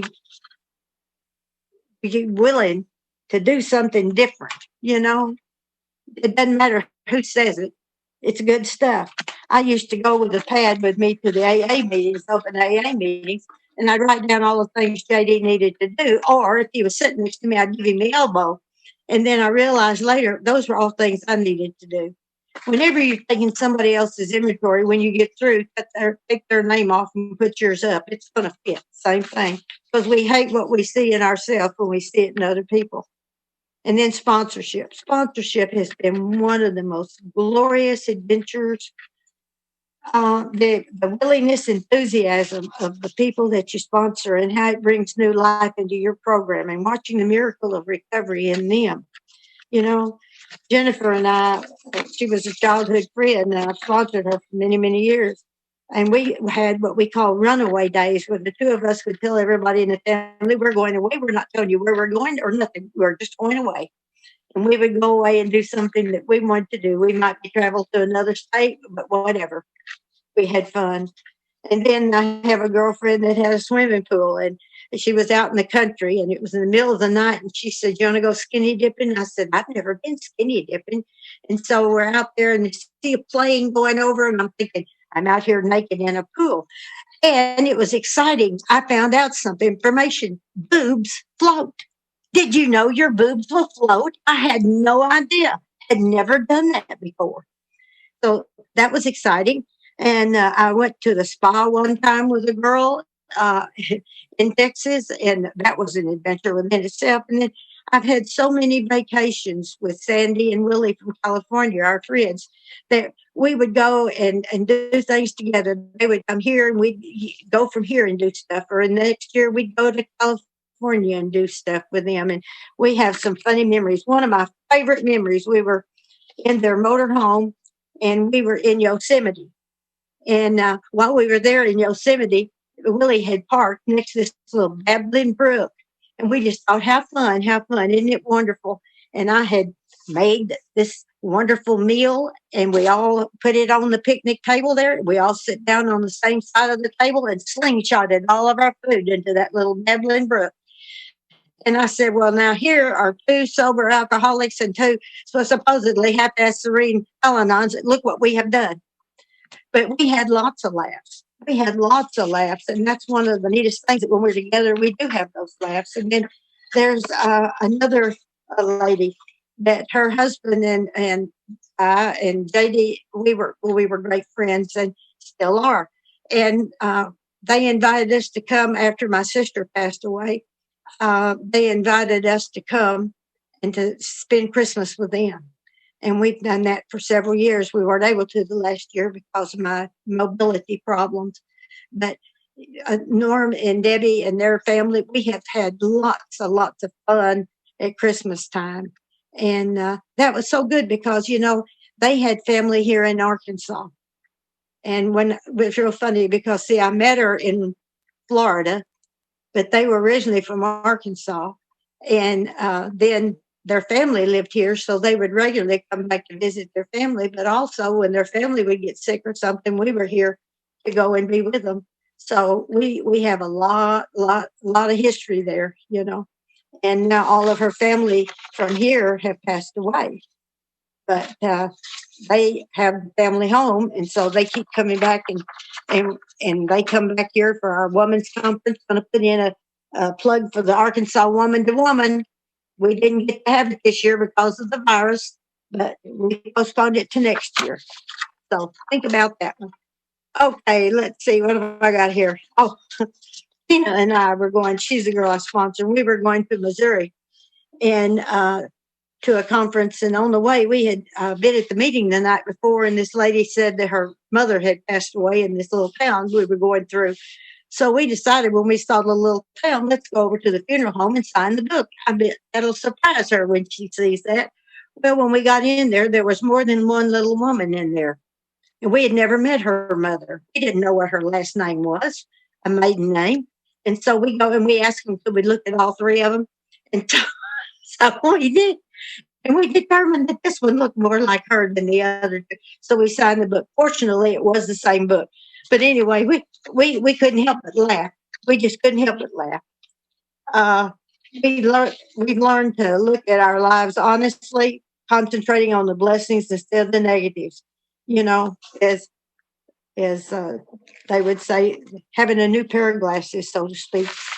Sometimes I don't know what's good or bad, because what I think is bad turns out to be good, or what I think is good sometimes is not so good, I take God with me and keeping on close conscious contact, apply the steps and the principles to my life. I started with the group, and then I tried it at work. At home was the last place I took it because that's where the most damage was done. That was the hardest place to do it, was at home. But by the grace of a loving God, JD and I will be married 51 years this coming November. Not bad for a second marriage for both of us.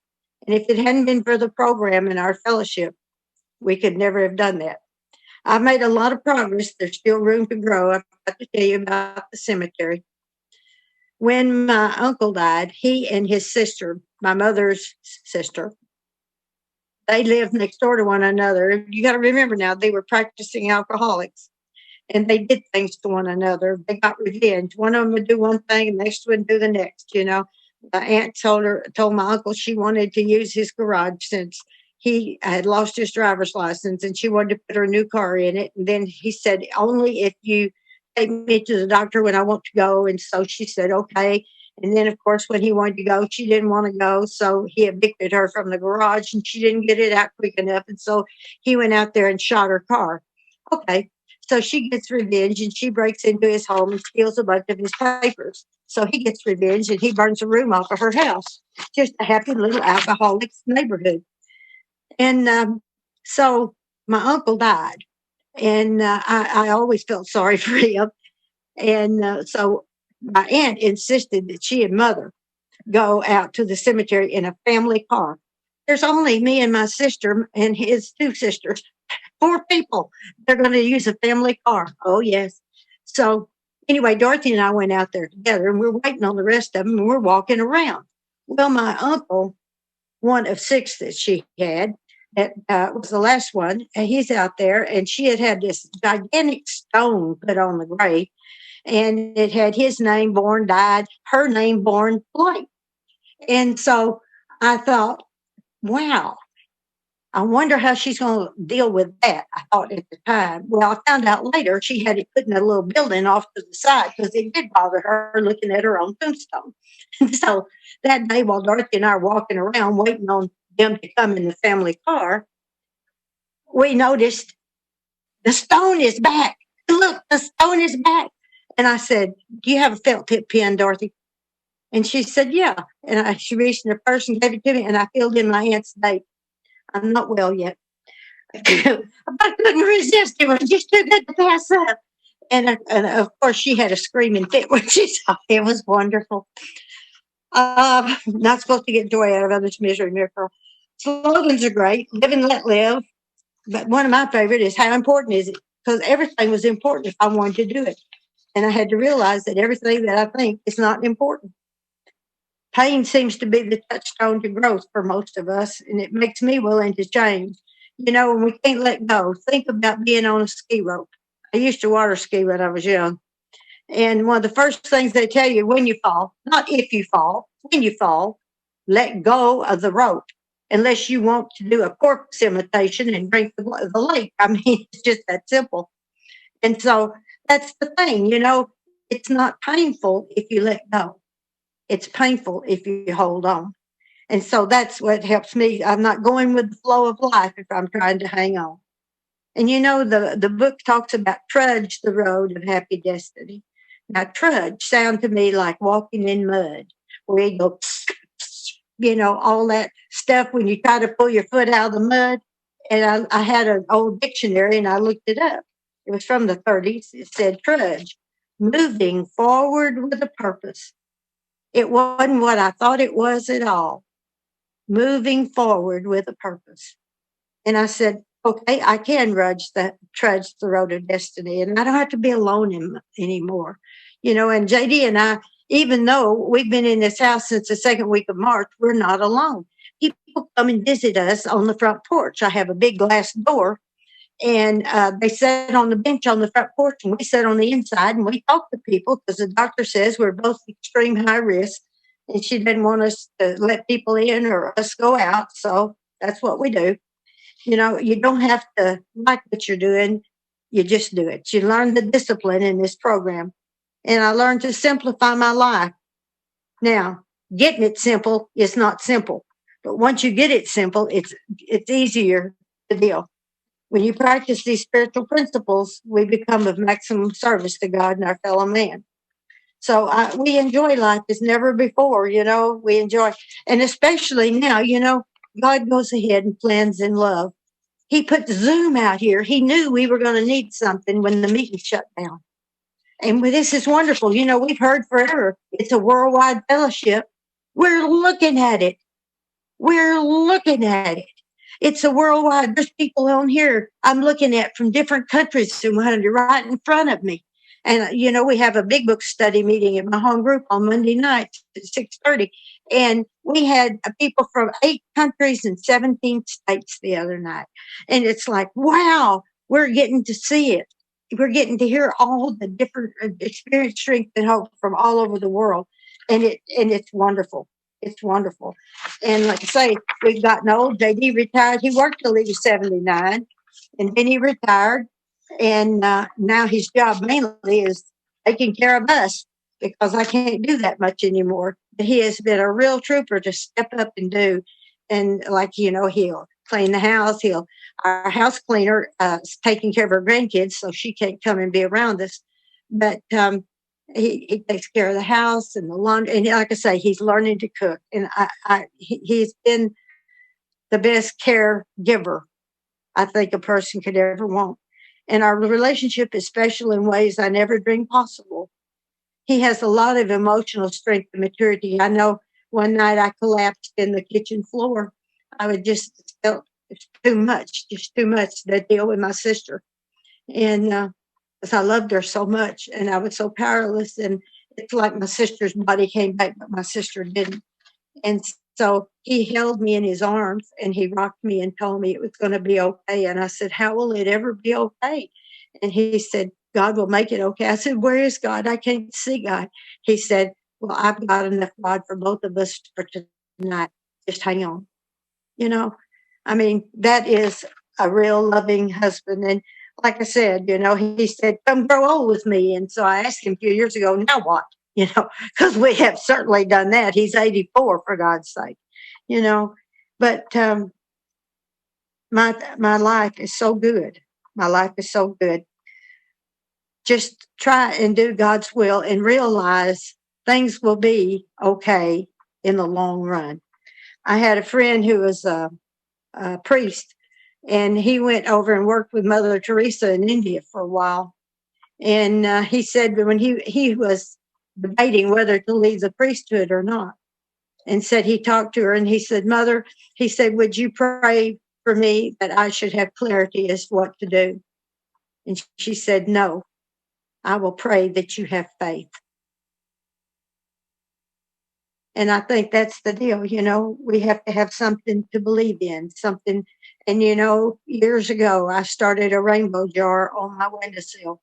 And every time I saw God working in my life, I put a different colored marble in my rainbow jar. And then the morning sun comes through, it makes rainbows in the house. And I have filled many, many, many jars. So when you think God's not working, look at your rainbow jar. You know, it'll show you that God is working. And with that, I'm going to close. And thank you, Yvonne, for having me come and do the traditions.